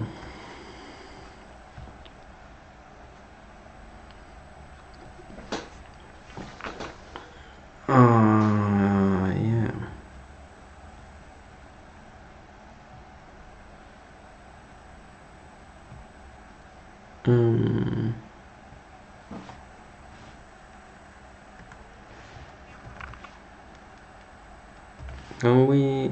Can I actually have this?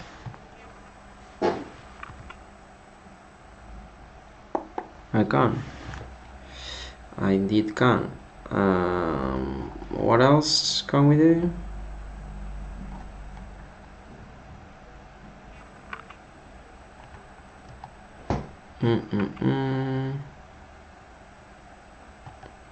Yeah, let's try and make them like maximum width. Maximum width.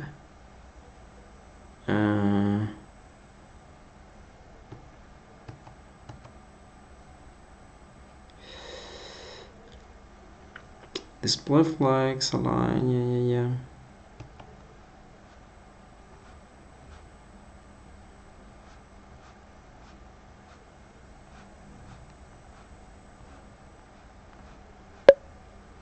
Oh. Devin is programming this stream. Right. How are you doing, mate? Okay. So somewhere over here we have the loader. I'm doing great. Yeah, I'm doing great too. I'm just programming this webpage, which is supposed to be a to-do list to help me. I'm trying to automate editing the streams. So what I want to do is like have the things. Why is JavaScript so ugly and messy to work with it? Well, it doesn't have like a good type system first, and also it's quite not consistent. Like it has many pitfalls where you would fall. Like for example, I fall on one today, which is quite interesting. Maybe you know. So I was iterating over these things, and I wanted just to iterate with an index instead of with actually it was this other for loop. So I wanted to have the indexes, and instead of doing the typical C style for loop, I wanted to do a for in, you know. So you have for off, and you go through the elements. I've always hated on JavaScript, but I choose to make a Chrome section now. I have plus 1k lines of JavaScript code that make me want to die. Yeah, that's fair. I mean, JavaScript is quite widespread, and the problem is, I think, with JavaScript is that you start coding really fast at the beginning, and then you start slowing down as you go, and you start encountering issues everywhere. So, but I don't know. Like, if you use TypeScript, the code gets more maintainable, or if you use JavaScript with some kind of linting for types or whatever, that's also fine. But straight JavaScript is not. It's not ideal. It's document.getElement by ID and so on. Yeah. But the thing that I don't know if you're interested or not on this thing. Like it's the new thing that I've learned today. So I wanted to do something like this. So const index in this thing. So this actually goes through the indexes of the item. So it will be like if you enumerate it, but you don't have both things. You don't have the index and the element. Just have the indexes like 0, 1, 2, and so on. But they are strings. they are not numbers. So I wanted numbers, and they are strings. And this is that you don't really realize. Like I started using them to address the locations of the items, and it was all working fine. But later on, I wanted to add +1 to one of them, and of course, when you have a string and add a number, you are concatenating the string, and I was like, "What the hell is going on?" And it took me quite a few minutes to figure that out. I don't know if you knew or if you are interested at all. But yeah. Like, who wants to iterate over the indexes as strings? Like, it really doesn't quite make sense. I'm interested. How did you ended up on my stream? What brought you here? What were you looking?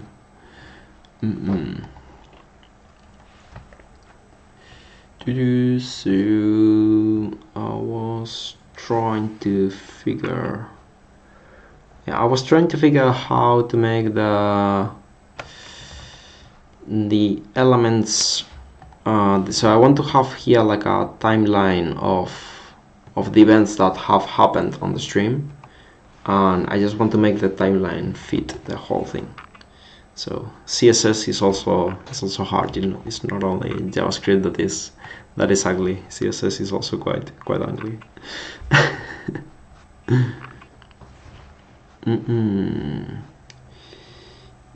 Oh, flex 0.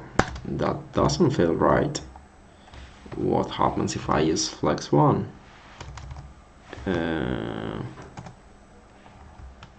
Nothing at all, apparently. So that your stream has understandable code. Most streamers in the category stream some wild, complex stuff. Yeah, I mean, this is like fairly simple. Like, it is just a to-do list, so it's something approachable. You use WebSocket for the timer, I assume. For the timer? You mean these timers? Actually, no. I'm just using the local time that the browser provides. I can show you how that's done. So I just have a timer, a class that what it does is that it creates and where is it? It creates a callback given an amount, a set interval callback. So this will call you back to this function whenever this time that you've given it here happens, and I'm just using that. I could use, I guess, something like, well, I don't see why WebSockets would be. Well, I guess that I could connect like to some time provider if I wanted to use that and have like extreme accurate time or something like that. But local time and the set interval works just fine. Like, my resolution is seconds, so I don't really need more resolution. And yeah, I'll just saying that this piece of JavaScript is all running on the browser. Like, it's not like I have backend and front end, so it's all just a simple web page. We're doing simple things. Yes. Okay, so cool. Where are you from? I'm from Spain. Where are you from? I don't know if my accent is too harsh to understand. I hope it's not. Also, the mic is not like the best. So. Oh, Denmark. Dinamarca. I guess Dinamarca is Denmark. Denmark. Yeah, I guess it's this place. Pretty cool. The countries in the middle of Europe are also so pretty and nice. So yeah, that's cool. Okay. What were we? So we are trying to see. You also know Spanish. That's so nice. So cool. Did you learn it on? Well, I guess that you just know like a couple words, or do you also know how to speak Spanish all the way through? Loader. So we want to see what the style for the loader is. Display flex direction row.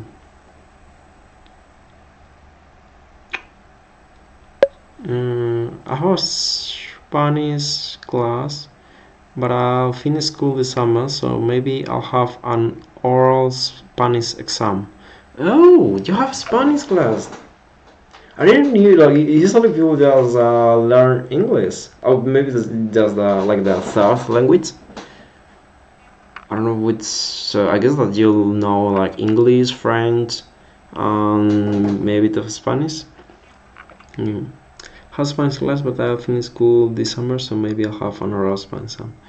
Yeah, I mean, Spanish is. I think it's fairly easy to pronounce. Like all of the letters have always the same sound. It's not like English where you have an E that can be pronounced in 20 different ways and you're like, which one is this time? I could have chosen between German, French and Spanish. Oh, I think that it's nice that you've chosen Spanish, just because there's more people that speak Spanish. Like, I don't know, France and Germany look like really strong and powerful countries. Not that Spain is that bad at all, but compared to them, like it's not like it's a bit under in the tier list, would say. But there's way more people that speak Spanish, and it's also like getting more traction, like in the States and everything. Like way more people are learning Spanish every day than other languages. So I think that's fine. I think it's a useful language to know. A lot of Spanish words sound and look like English words. Yeah, that's right, but it also happens with French, and it also happens with Italian. Like English is they took the some parts of German and some parts of what they already had, and then the fancy words, let's call it the thank you for AX3D_ is building following. something. That's so nice. Thank you for following. And they took like all of the Latin words and everything from the scientific scene, and they just incorporated those into the language. Like that's probably one of the reasons why they have like so many words. They just pick whatever they found from all of the languages that they had around. Yeah. Okay. So we have a loader, and the loader is supposed to be display flex. So I guess that's the thing that expands everything. And now we have a timeline, time fragment, and this thing is also has a flex of 1. Maybe it should have not only this height, oops, wrong button, but also a width of 100. A width of 100. And will that make our thing is expand? It does not. It does not. So let's see what the hell's going on with these elements. So I have had Spanish for 3 years now, so I have to be able to read and understand full Spanish text in Spanish class. Yeah. Well, 3 years is a fairly decent time to know a language, you know. Like I think it is like you would have like intermediate level, I would assume. But yeah, I mean it's a bit tricky. Like I can tell you because I've been living abroad, so I lived for, I think the top one is A2. Yeah, A2. Okay. Oh, 8. A2 is like in the low to, so not that in the B levels. So, but it's fine. It's fine. Maybe I thought that 3 years were more time. I guess that it depends. Like if it's classes, like you would learn a bit more slowly. If it's like you are doing full time learning English, maybe B1 if you are good like me. Okay, yeah, B1 sounds more like it. B1 should be it. Like like it really doesn't matter the name that you give the it's just a name for your knowledge. And yeah, reading and understanding text. That's I think situational. Like for example, come work with English speaking colleagues, and I'm speaking in English pretty much full day. Sometimes I go outside, and so this year we focus on topics instead of the grammatics. Our latest topic has been La Guerra Civil Española. Oh, that's really nice. Yeah, the war period that was. No sé si quieres que te hable en español o no, lo mismo te interesa practicar. I don't know if you want for me to talk to you in Spanish, maybe you want to practice or I don't know. But yeah, so I think that knowledge about the language is situational. Like you can have like in specific just speak too fast. Yeah, that could as well be like I think that I speak way slower in English. Like I'm a fast speaker, I would say, and in Spanish I can just fly through the words and do fancy tricks and like be funny with the language. And in English, since it is my second language, I'm not as fluent, I would say. I feel like I'm less funny and I can make less jokes, and I also speak way slower, and sometimes I'm just half the word that I want to say in the tip of my tongue, but it doesn't come out. But I guess that you'll also relate to that. Yeah. But it's always vamos a hablar y escribir en español. Haré el esfuerzo de hablar despacito. Yeah. El periodo de guerra es bastante curioso. En sí todas las guerras españolas son muy curiosas porque siempre ha habido como dos bandos, uno extremadamente conservador y otro no tanto.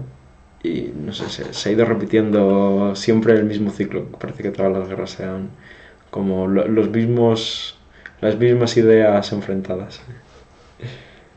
Pero bueno.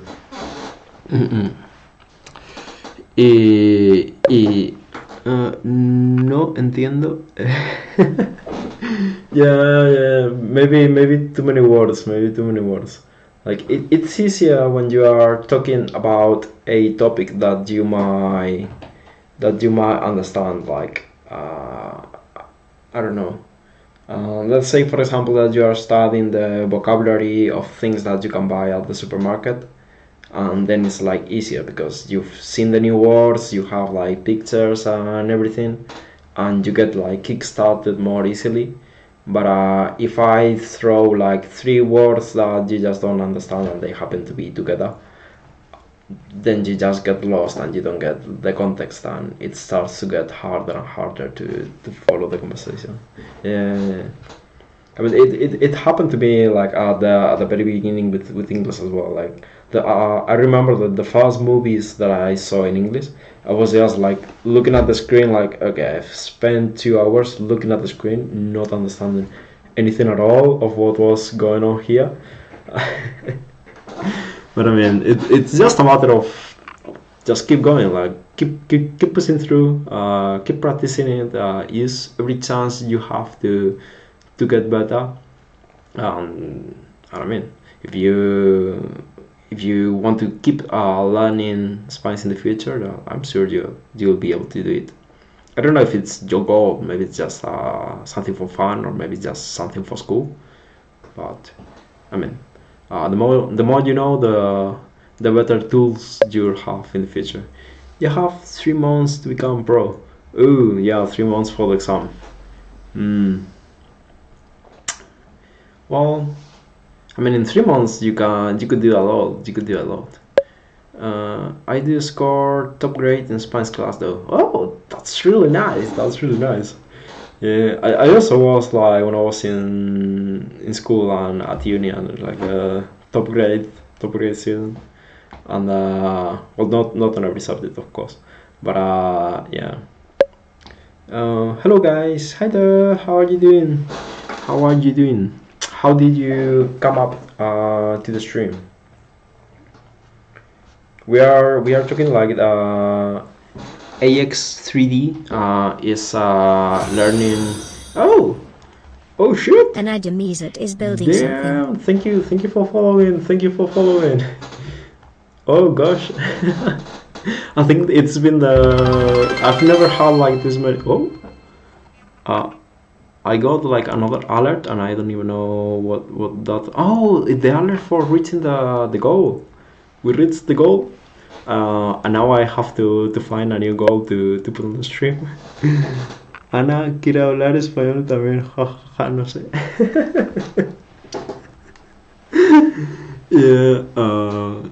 Yeah, maybe everyone's learning Spanish. Ana is a Spanish name, not with two N's. So in Spain you would write that with just one N. Yeah, it's difficult. Like, the Bears. Have you find your streaming software and game category? Yay! I'm building a webpage. I'm trying to build a webpage that will allow me. So it's just a simple to-do list. So I would have like items that I would be doing during the stream, and I would be moving those items, and what I want to do is to record the time at which I move the categories of the items in the to-do list, and that way I get the timestamps on when those events happen, and and with those timestamps and of course the video of the stream, I plan to just cut the video on the timestamps and then select like I want these 3 topics and have a video automatically created with that. So far I'm just building the UI to record those timestamps, and then I'm planning to use like something like FFmpeg or something like that to just edit the video. El hombre cuyo gato es gris es muy feliz. I'm proud to know how to use Cuyo. Okay. Got you. Yeah, it's a fairly simple problem. Fairly like that's not a. Oh, you're new to streaming? Yeah, I'm actually new to streaming. New to this YouTube Twitch world. I also opened like a YouTube channel, and I was a bit lost on that channel, so I started doing like cooking videos, and I had like a streak of 2 weeks like pumping a video every day apart from my 9 to 5 job. Like this is a side thing, so I've been sleeping.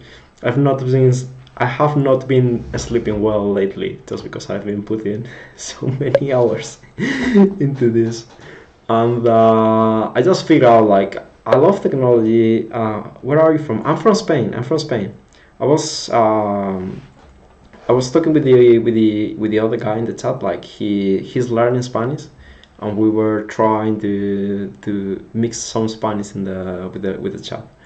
And yes, I'm from Spain. Is my accent too hard? Like I'm so self-conscious about that. Like I want you to be able to understand me. So I'm practicing to sound more British. I don't know, to sound better. Oh, good, yeah. And well, so you have the best name. You always occur on my Duolingo lessons. Yeah, it's so you're from Florida. Well, so nice to get someone from the States.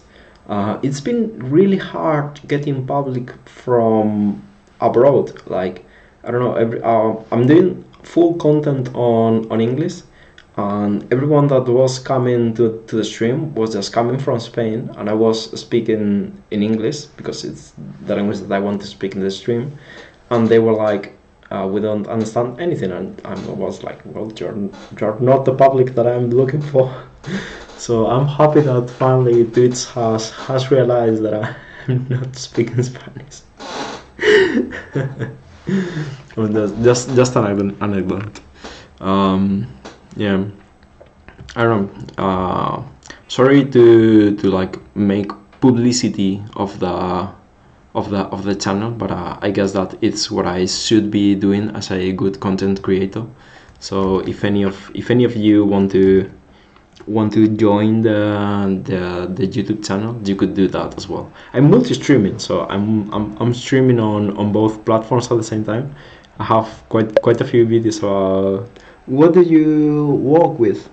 I guess that you mean like my 9 to 5 job. So my 9 to 5, it's working as a backend developer, so C++, Go, Rust, and the whole triad of compiled languages. So that's why on my free time I do web pages. So yeah.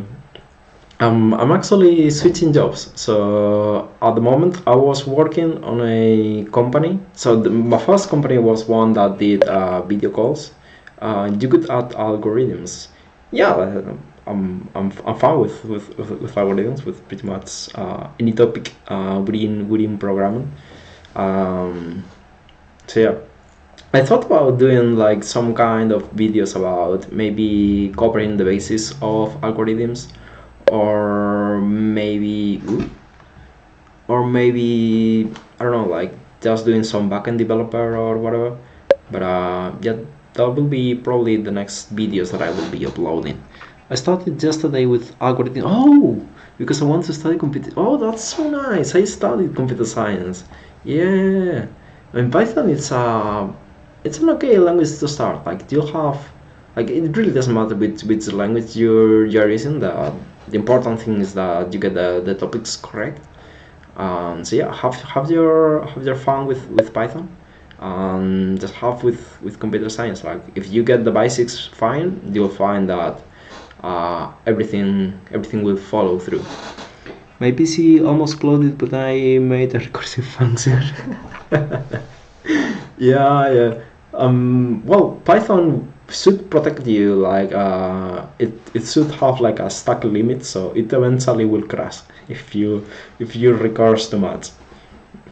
But yeah, I mean, probably the I did back at the uni.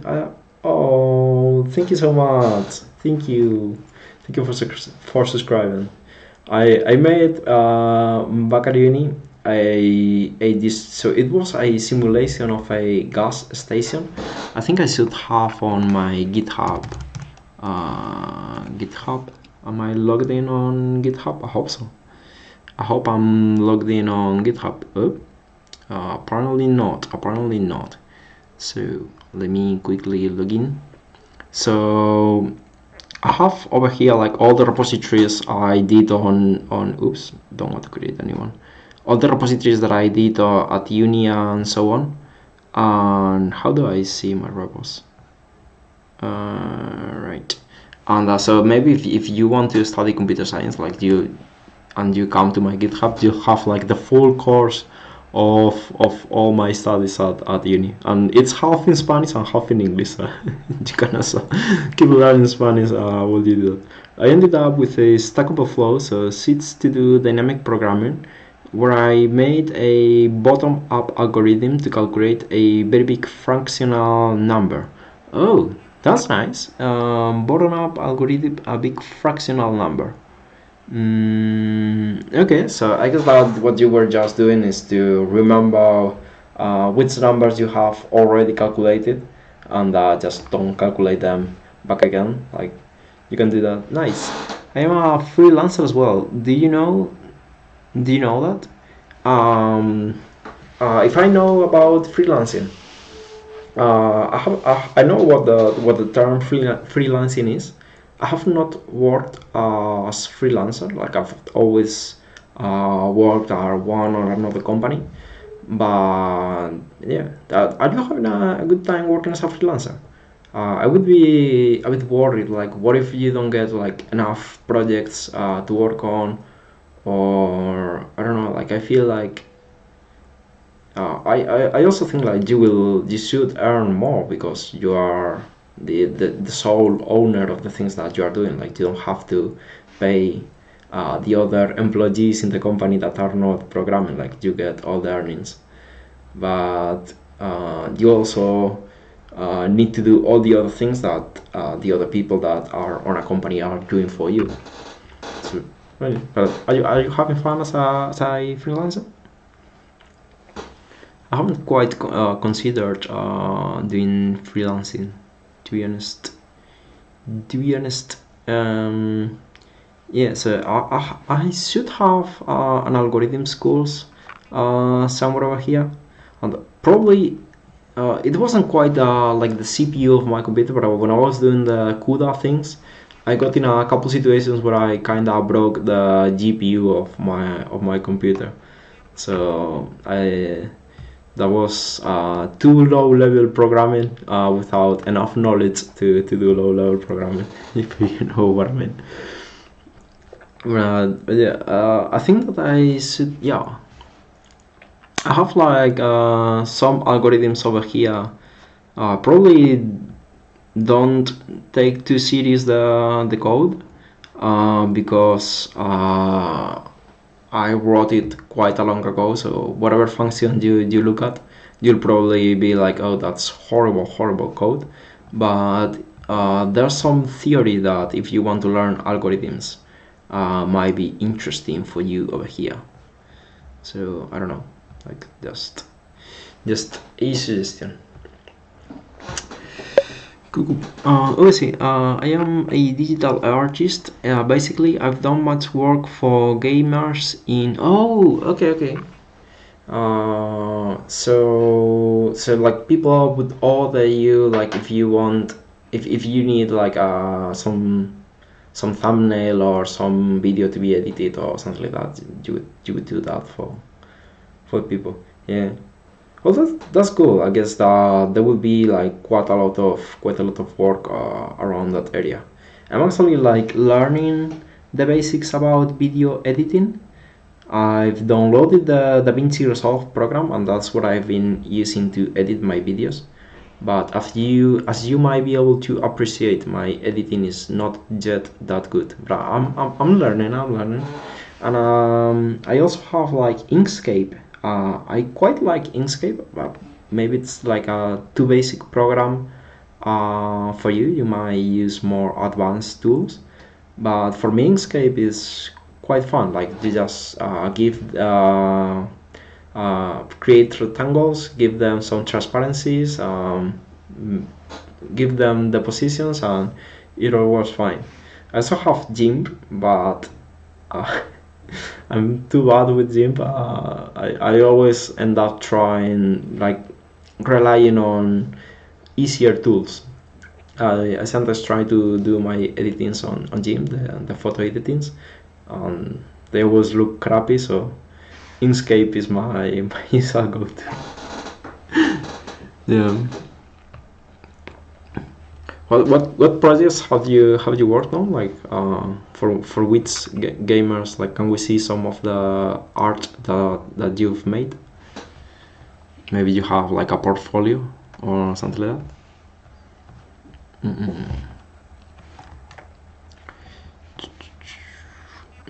Okay. So this thing's not quite working. That thing's not quite working. On the item list, we had well, basically I'm not here to promote myself yesterday. Yeah, that's perfectly fine, and I perfectly understand. It's just if you wanted to show something like to flesh on us, like I'm able to do that edit, or I'm able to do that whatever piece of art or that you do. But that's fine if you don't want to show them. Okay, so yeah.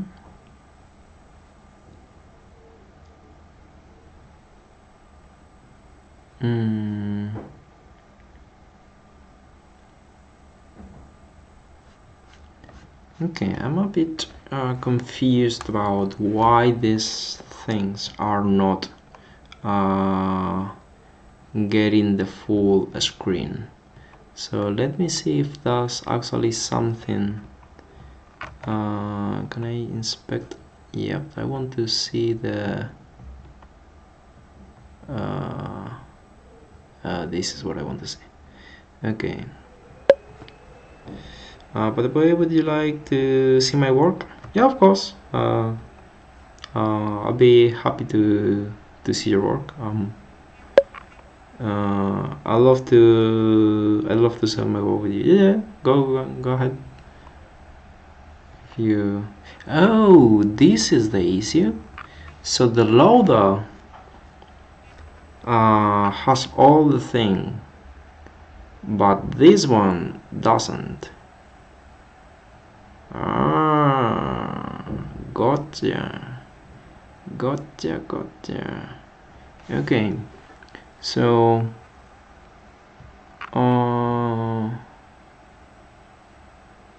yeah, how do I make the loader fill the whole thing?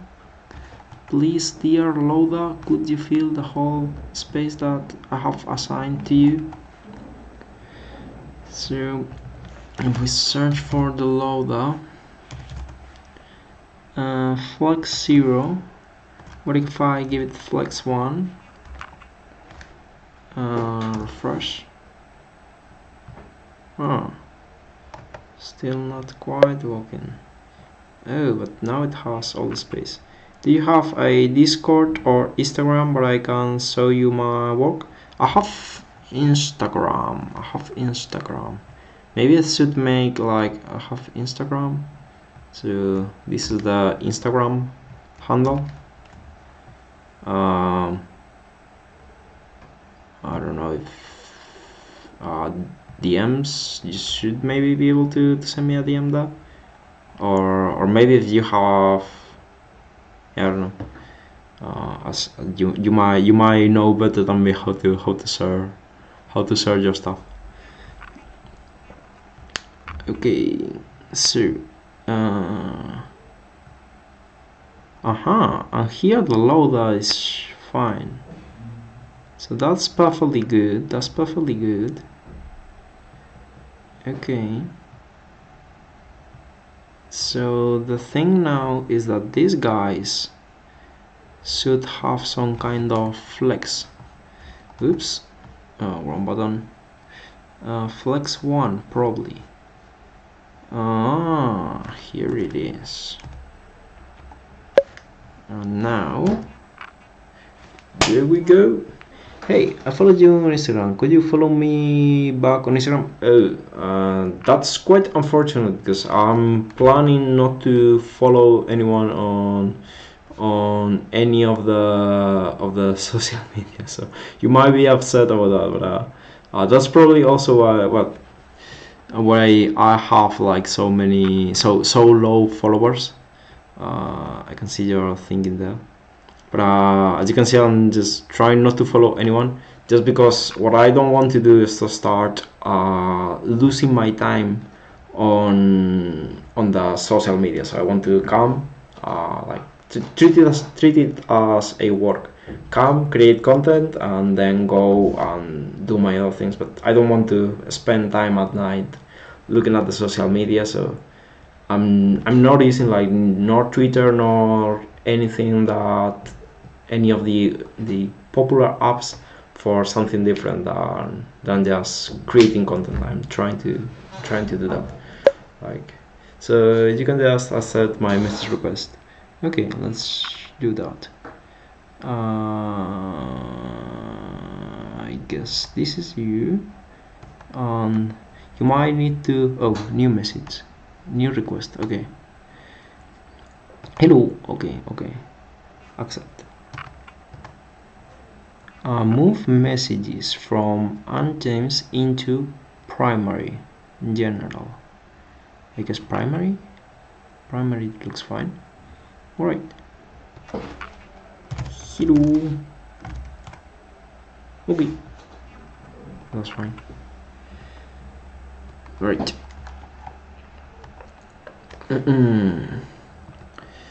So this looks like a decent timeline.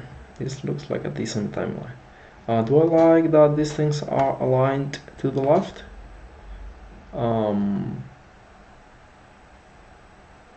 Probably. Could be worse, I think. Okay. So now what I want to figure out is how to give CSS give div a random color. Maybe I should, yeah, take a look at. It's fine, I understand you. Thanks for accepting the message request. Yeah, it's a bit hard to be like with people like, hey, I'm not gonna follow you back, because that's what you should do. Like if you were to have a social media account that you're actually using, that you are just like in real life, like you're friendly with people, and if someone follows you, follow you back. Is just a timer, or you are making, or what purpose should it have? Oh, you mean the, yeah. So it's not a, so this part, although it unfortunately uses most of the screen, is not the main part of the app. So the main part of the app is like you have a to-do list. So you would have like item 1, item 2, item 3, and this is like the things that I want to do on today's stream. And now I go and say I'm starting to work on the item 3, and I'm working here. Then I pause it, and I start to work on item 2, and I'm working here, and I complete item 2, and then I maybe start item 3, or maybe I want to switch back and do something else on item 2 that I forgot. And you record all of the times where those events happened, and at the end of the stream you should end up with something that looks like this, like you've completed all of your tasks, or maybe not. And then you just save this. I save it just like as a JSON, and here on this JSON I have all of the items and the timestamps at which they were created and when the events happened. So when I move them from one list to another, when they were completed, and so on. So I record all of that information. So this web page is just to create that JSON on an easy way while I'm doing the stream. And then I want to do another program. Maybe it will be a Go program, or maybe some C program, or whatever, but that will just read that JSON, and then the CSS screens backend developer.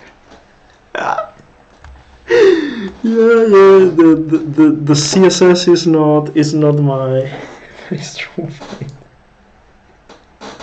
Honestly, now it's looking, I mean, it's probably hard in your eyes, the current style, but it looked way worse at some point, because I used the colors of the CSS just to differentiate where the elements were, because I didn't quite knew how to align them on the screen and so on. I hate every front-end part since I'm only good at the backend stuff.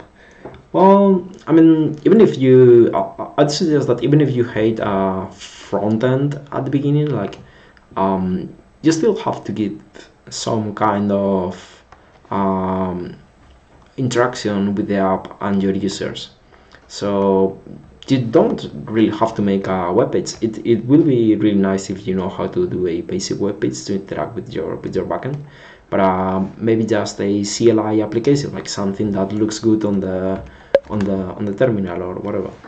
Yeah, but the look of it can't never be pretty. Well, can never be pretty. Yeah, I get that it.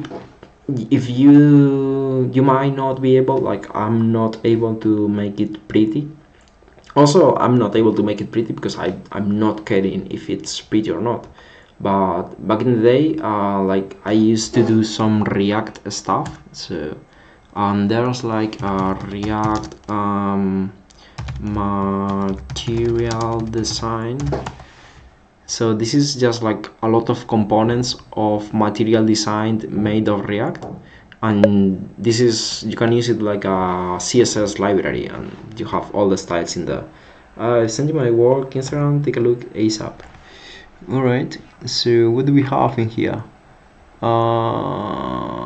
Arc graphic. Here's my art stuff which I've done while assisting streamers and gamers.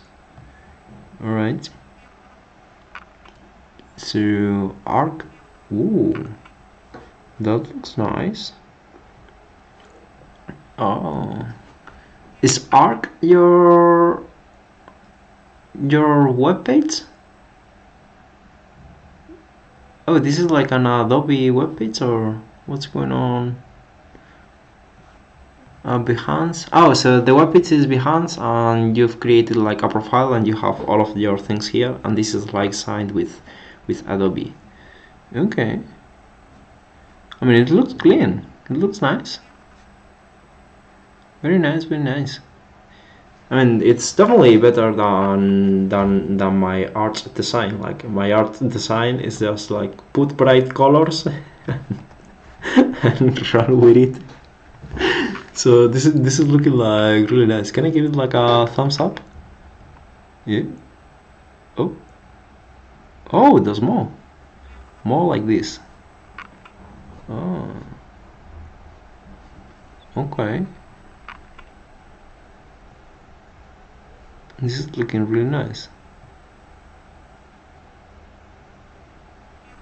You did all of this?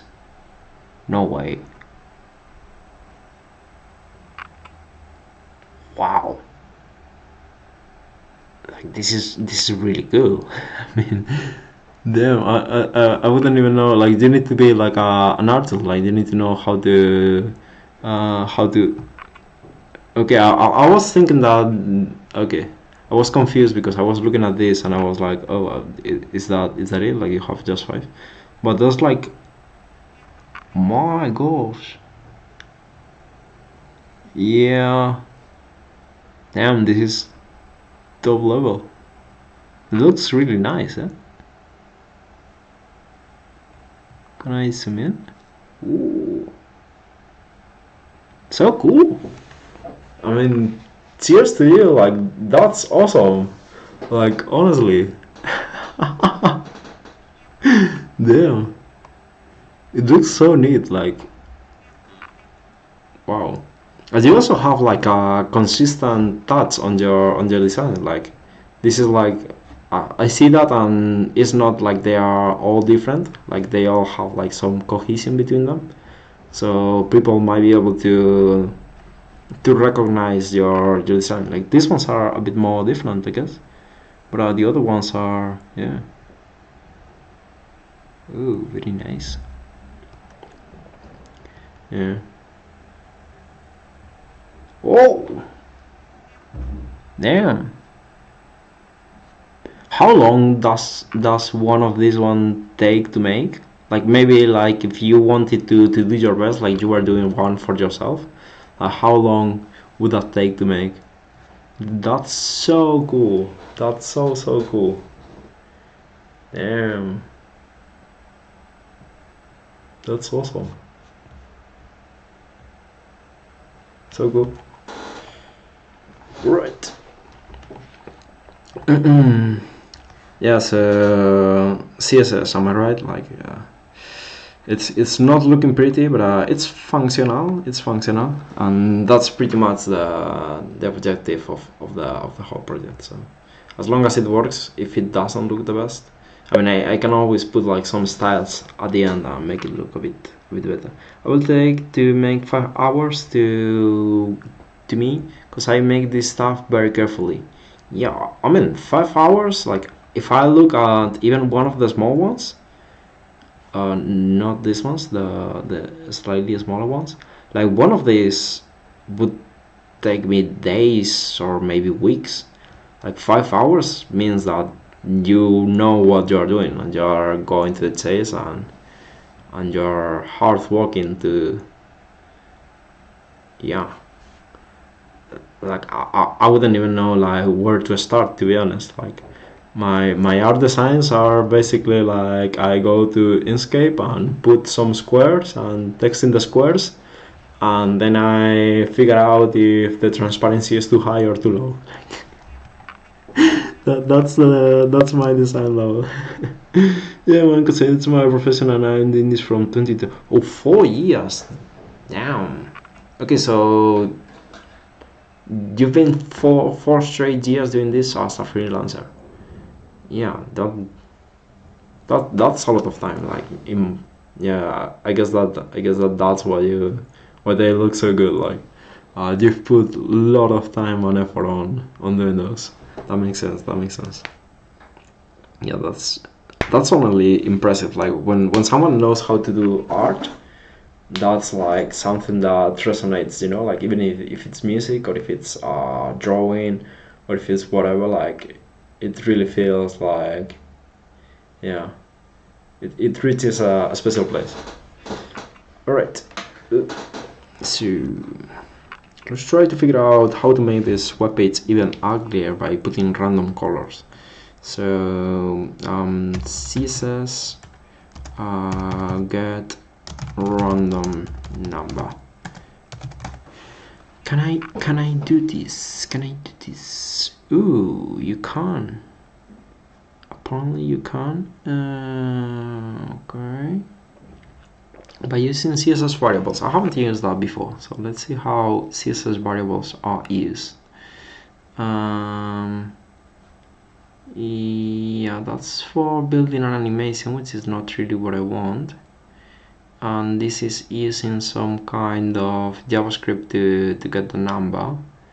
So, just rand will be a random number between 0 and 1 set by JavaScript. Really?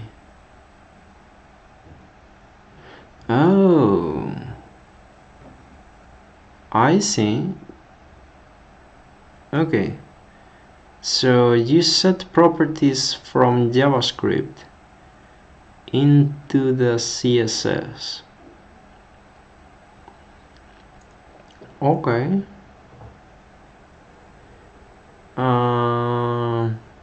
Or I could use the CSS preprocessor. Oh, if you are using, I'm not using a CSS preprocessor. Okay. So we could be doing something like this, right? Yeah. Hey, check your G and reply me on Instagram ASAP. Right. Like that for yourself. I probably want that in the future.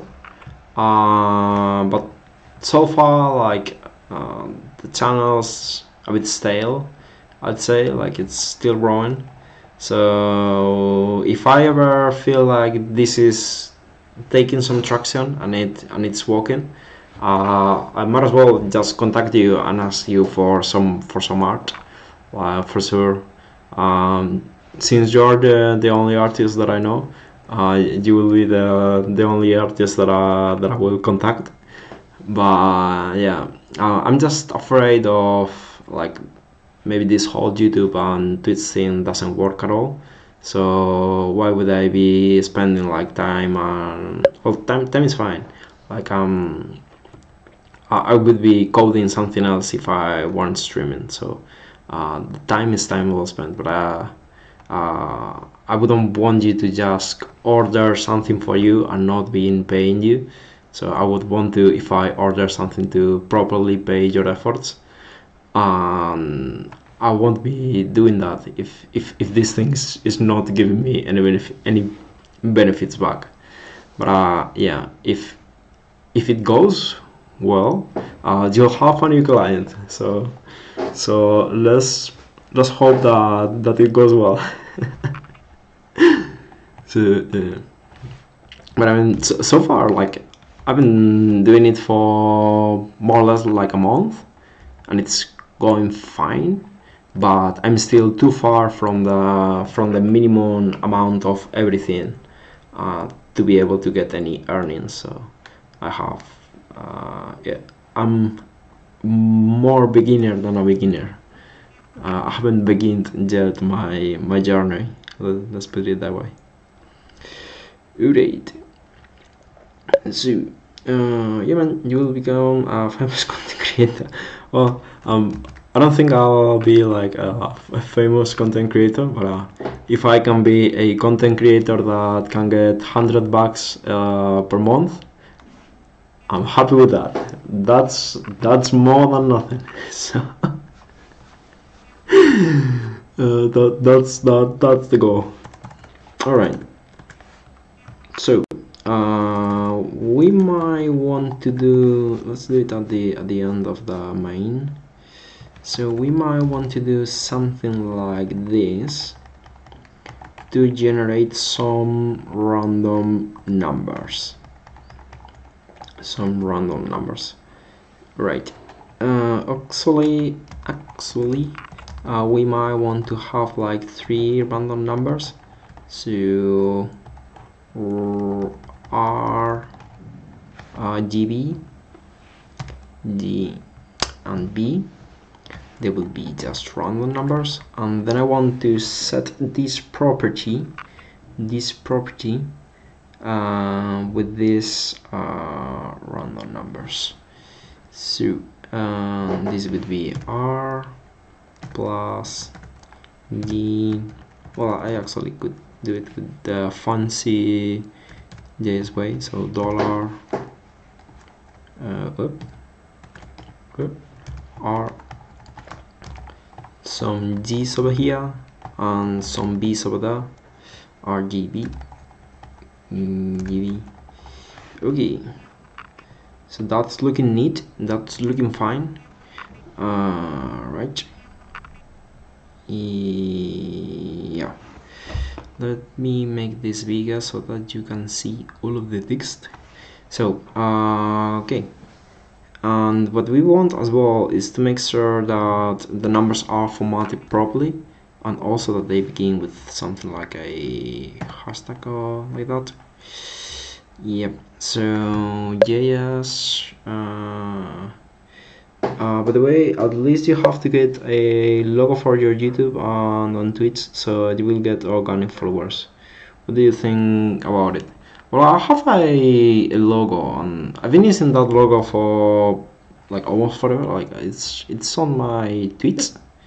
It's on my tweets. So it's just the smiley face. Like I feel that like pretty much since I was at uni.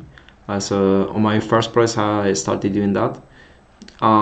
It's also the logo that I put on the YouTube videos, like on the corner when you are watching the video. So it's there, and it's also like I use the same for like the end of the video, like with the thanks for watching. So, and that's more or less like the organizer. Like it's not the best logo, as you can see. Like it's far from the logos that you are able to produce. It was done with Inkscape, like it's just circles and stretched out. But I mean, I'm happy with that logo. It's like more or less the logo that I got to be like. It's the first logo that I had, so I have it with their consideration. Right. So this format number 2 digits. That's what we want. What if make a mascot of this big? it will look dope, I bet. I mean, probably, but yeah, I'm not quite convinced that I want some art being done. For now at least. For now at least.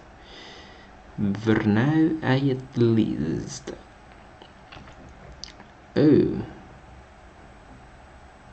Okay. That looks nice.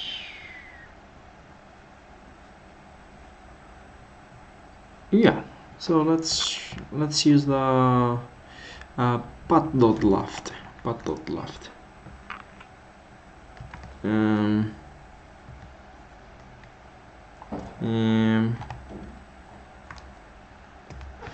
Okay.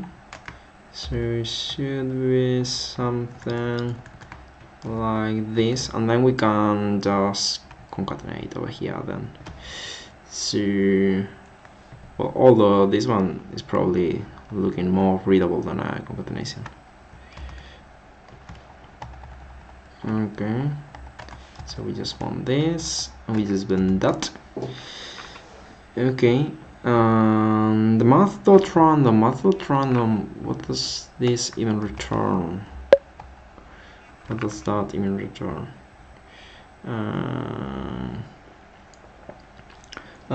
It's totally up to you, and I'm just sharing some opinions about your channel, which I think you have to do. So please, yeah, that's of course. Like, every comment is well welcome.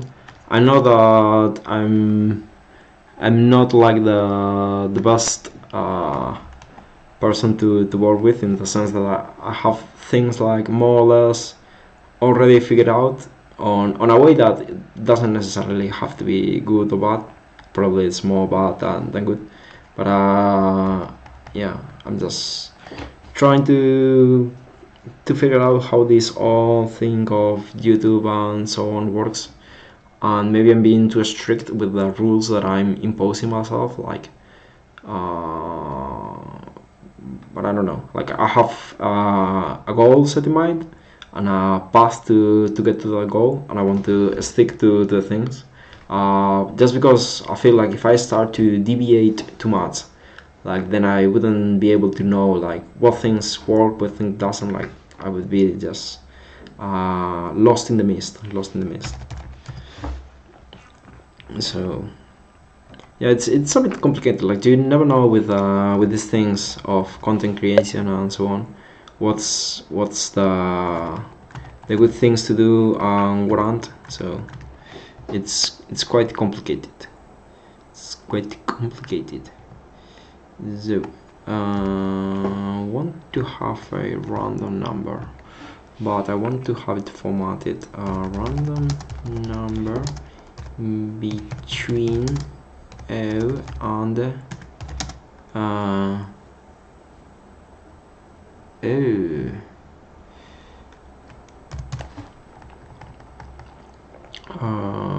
So this should be on hexadecimal, OX and FF. Alright. Yeah.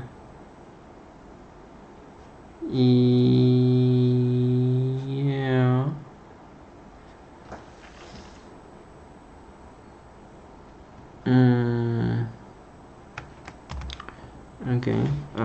JS number to hex. How can we do that? Parse int hex string. Okay, that's what I want. Parse int hex string. That's what I want. Okay, so on one side we have this, and this will be 255. Okay, and then we also have this hex string thingy, parse int as a hex string, and that would already give me a string over there. That would already give me a string over there.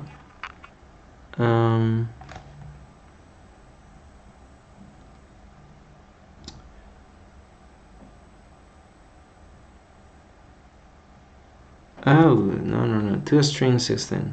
Okay, so to string 16. So this thing to string 16. So this should give me some RGB number, and then I can pad that. I should probably pad it to 2. Yeah, and we can put this on a function get random color. Right, and we want to return this.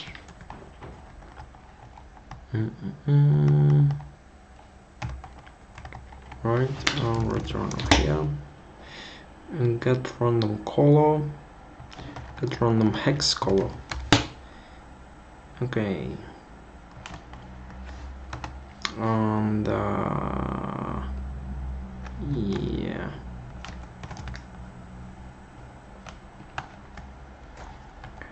right.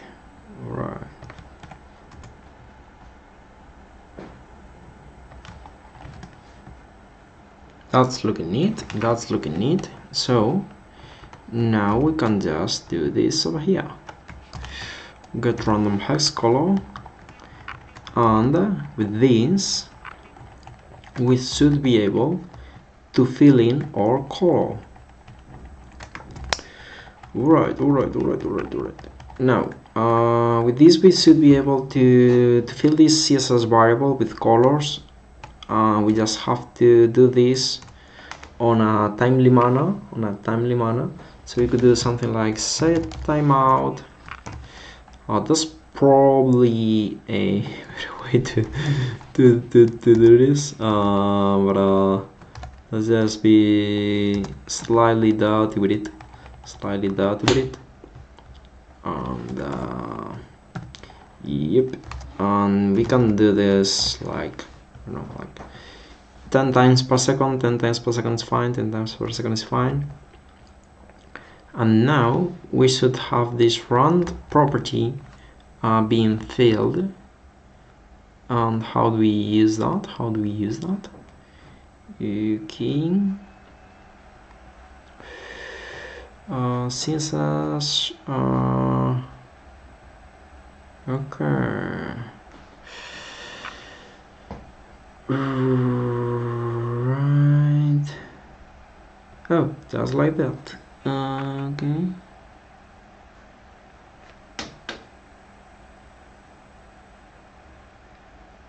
yeah,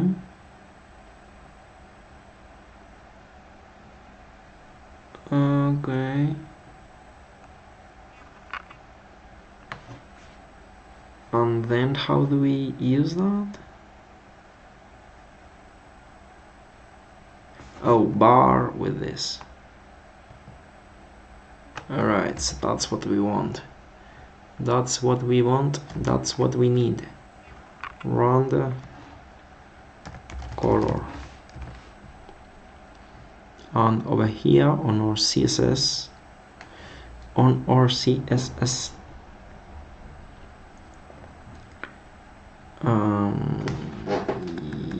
yes,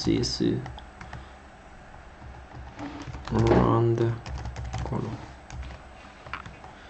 Okay, how does that look?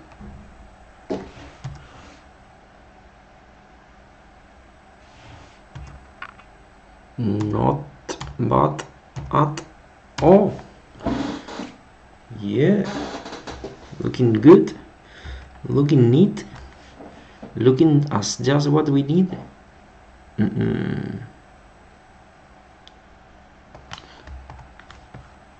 Alright, CSS refresh style tag every time is used. Can we even do that?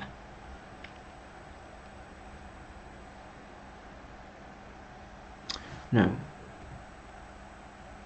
style variable every time is used. Okay, so how would we do that? How would we do that?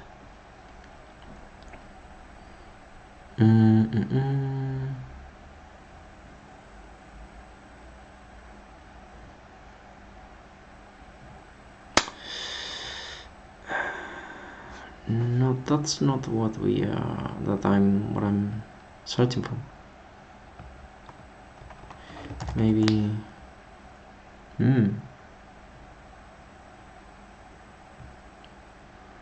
okay.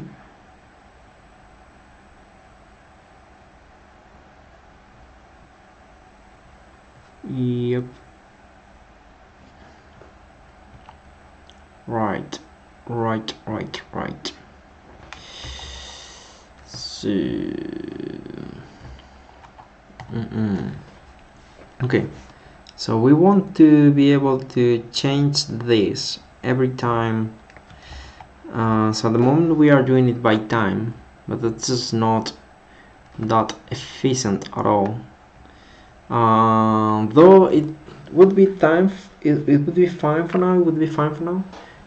We just have to, whenever we add things to do this every time a new timeline is created, not with a timer. Okay, but we can get random colors, so that's really neat. That's really neat. All right. Yeah, that's extremely neat. And one thing that I'm not quite liking is that over here on the CSS, like, we have the time fragment, which is fine, but we have this put inside of a load wrapper and a loader, which is not quite what we want. Item list wrapper, and then we have, so is there any difference between the item list wrapper and the load wrapper? That could be good to know.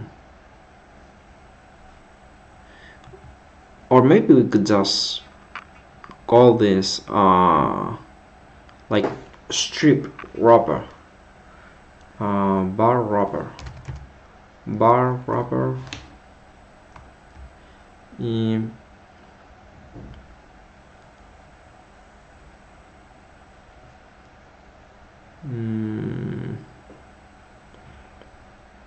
Line wrapper, loader. I mean, I'm not quite liking the name loader, to be honest. Let's see anyway if there's any difference with the wrappers. So wrapper,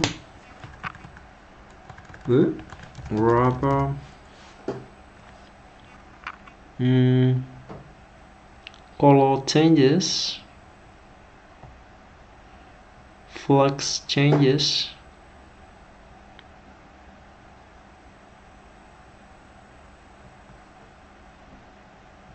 Oh yeah. So, row wrapper maybe.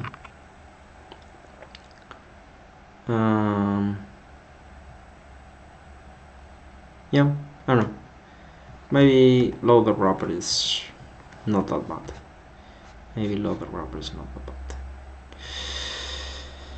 So, I think we've managed to complete quite a lot of tasks. We only have one new task, and these three are pretty much the same. They are just to do the editing of the buttons.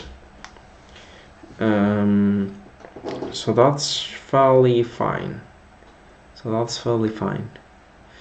I would quite like for this to be slightly more like readable. Maybe I'll hit a color that is not quite readable with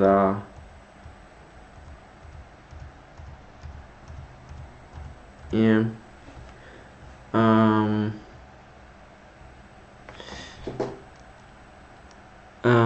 CSS get double color for text given a background.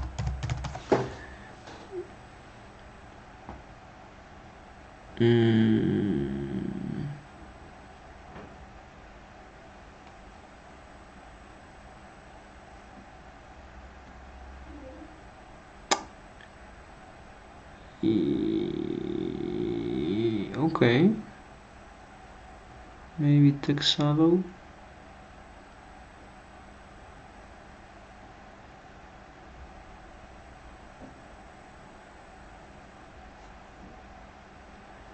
Background transparency. CSS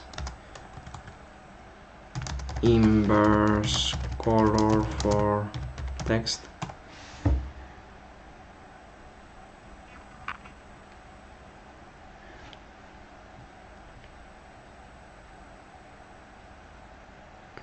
Inverting a color, use CSS HLS in your color definition and add that.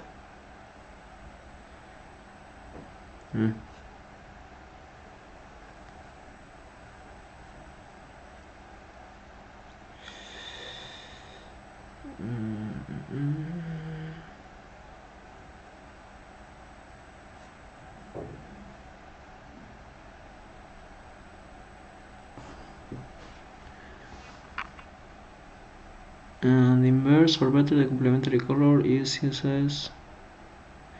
Hue, saturation and lightness.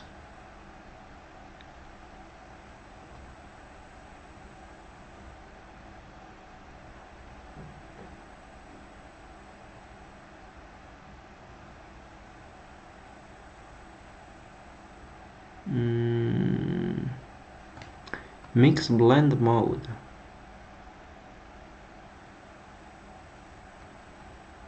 What the hell?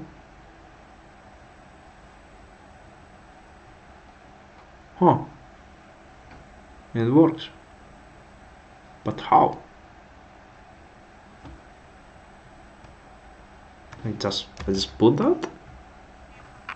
For real? Can CSS do that? Mix blend mode?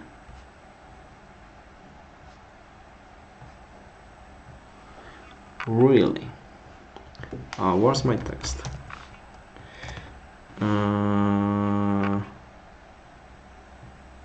Yeah, here. Mix blend mode difference. Does that work? First. Huh. Doesn't quite work.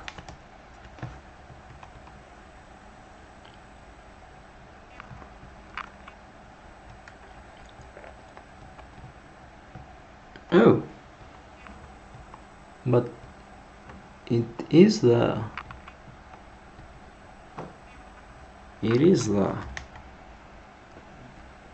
mix blend mode difference. Difference compared to what? Difference compared to what?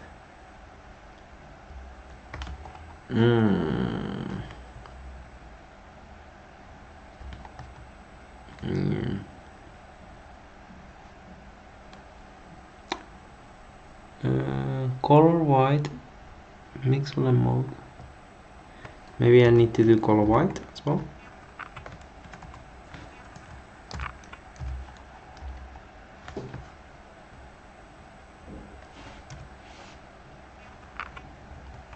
Okay.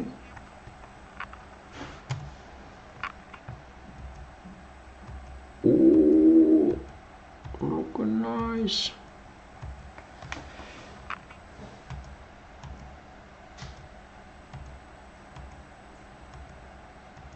I don't think that's changing at all. Or is it? Yeah, it is changing, but it's not quite readable for whatever reason.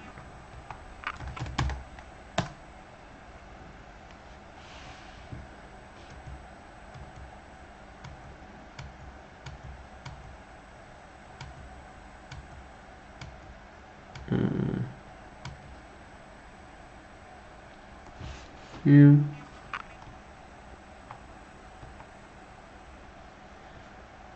Slightly weird.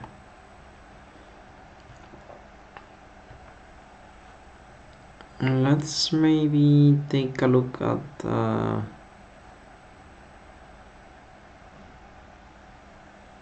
text shadow.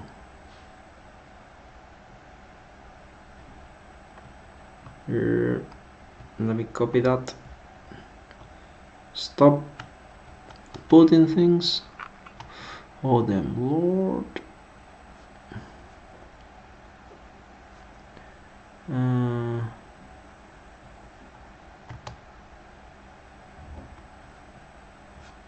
Okay. Yo, stop writing. Oh, whatever. Okay.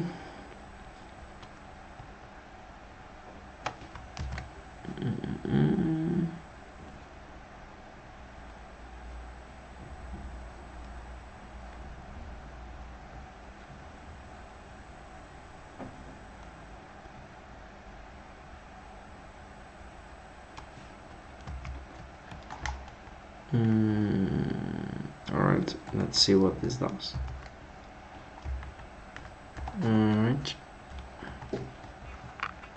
Let's refresh.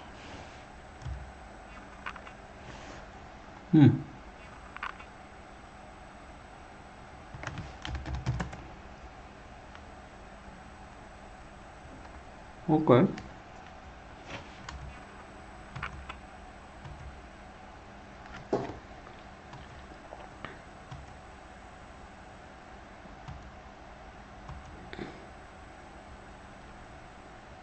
I mean, not bad, I guess. It's somewhat readable. Not quite readable, but somewhat readable.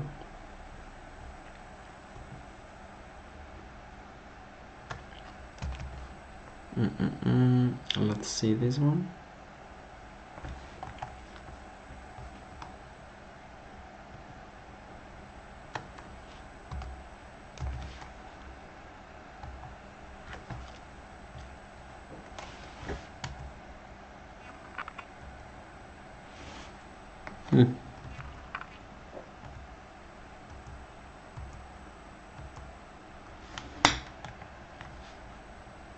Alright. Make text bold. CSS make text bold. How do I bold my text? Font weight bold. Font weight bold. Okay.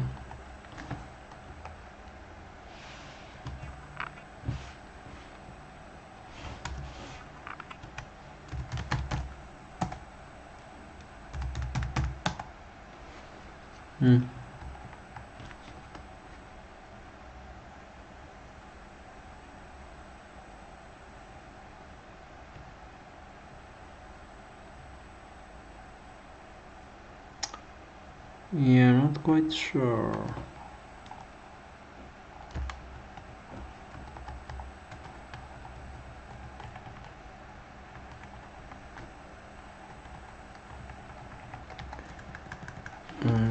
Light gray. If I do this,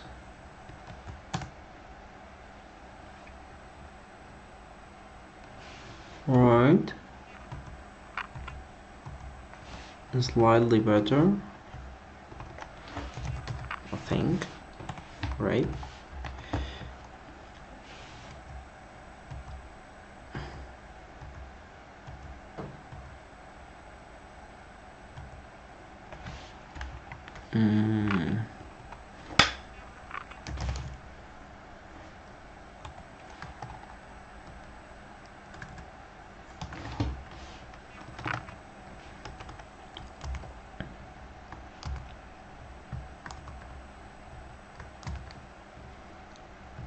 Alright, and what about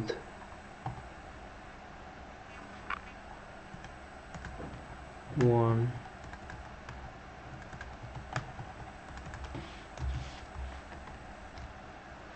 What about that? Ooh.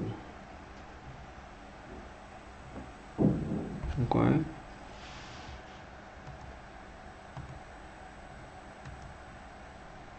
Okay, that's not readable at all. That's not readable at all.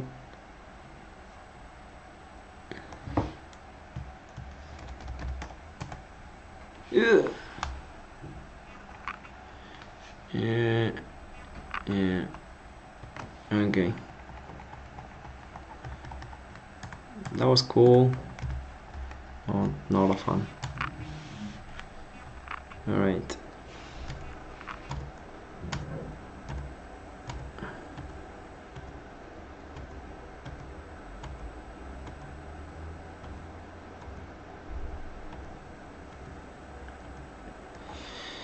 Yeah.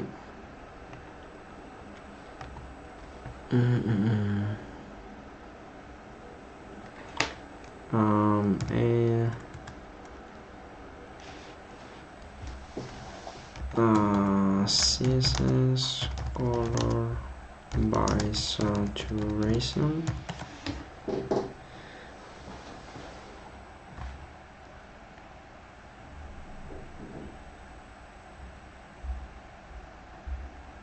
Yeah.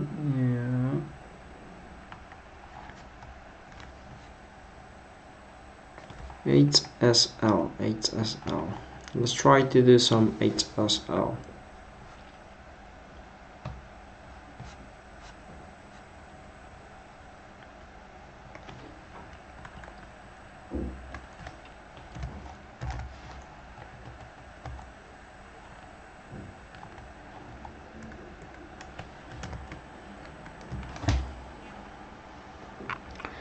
Okay.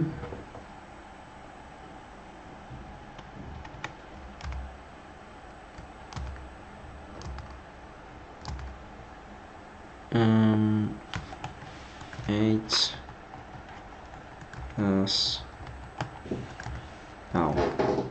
And I just want to change the H. So brightness could be fixed, and this could be fixed. Yeah. And those two go with percentages, so 100% saturation and 100% that. Zoo. Let's see how this looks.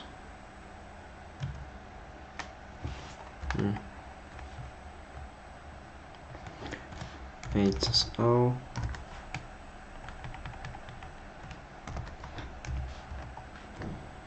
Right. R is not defined. Yeah. H. Oop. S.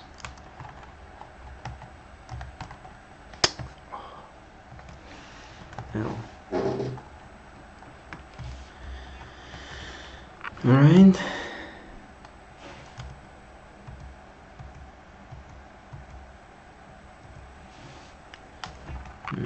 We're always getting wide.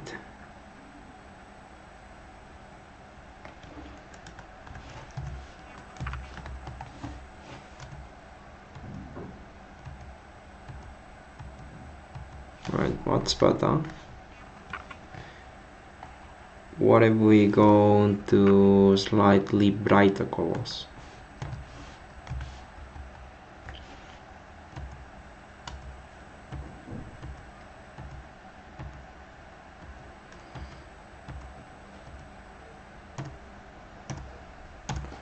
Okay. So that feels about right. That feels about right.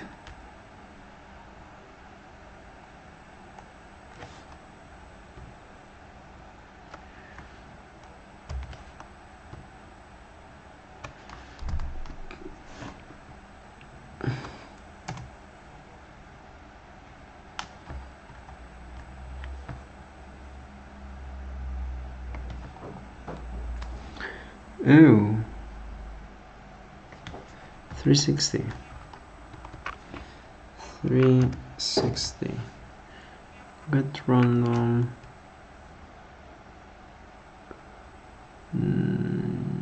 Yeah.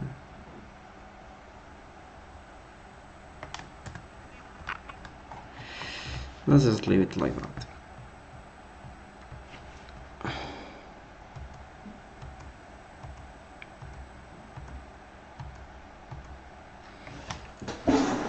Good.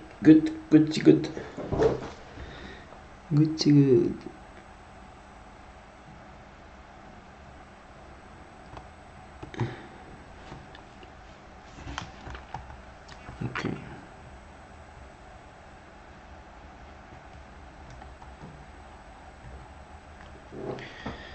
Right.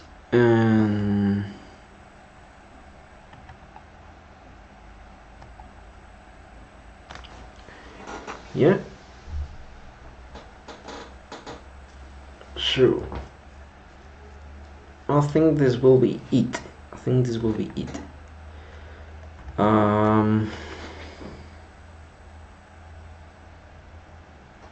Okay. So let's commit this. Git add everything. And git commit this feature. Motions complete. Started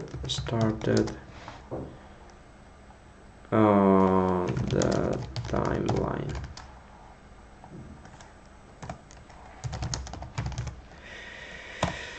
Looking good, looking nice. So that will be the stream for today. We've had quite a lot of people joining the stream. We've also completed our follower goal, which means that I should probably start a new goal. Manage goals. Start new goal. Okay, so our new goal will be 20 follower goal or 20 follower goal. So that should have been started already, you know? Is it? I think it's not.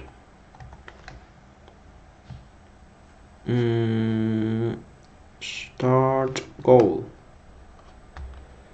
Right. Followers goal started. Right, we're starting a new goal. So that's good. That's good.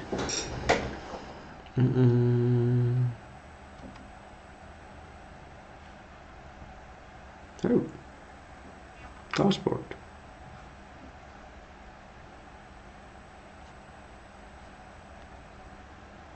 I haven't seen this YouTube dashboard yet. That's cool. That's good. Right, so I'm gonna end the stream now over here. I'm gonna end the stream. Oh, I just noticed that. Is that visible whenever I'm on this other mode?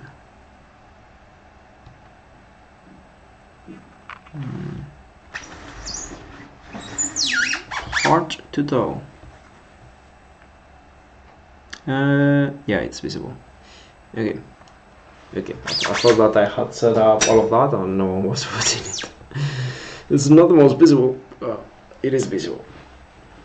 Maybe the cam should be somewhat like this, probably. That'll be well, the cam and the screen. The screen should be like that. Yeah, this screen is a bit crappy. Alright.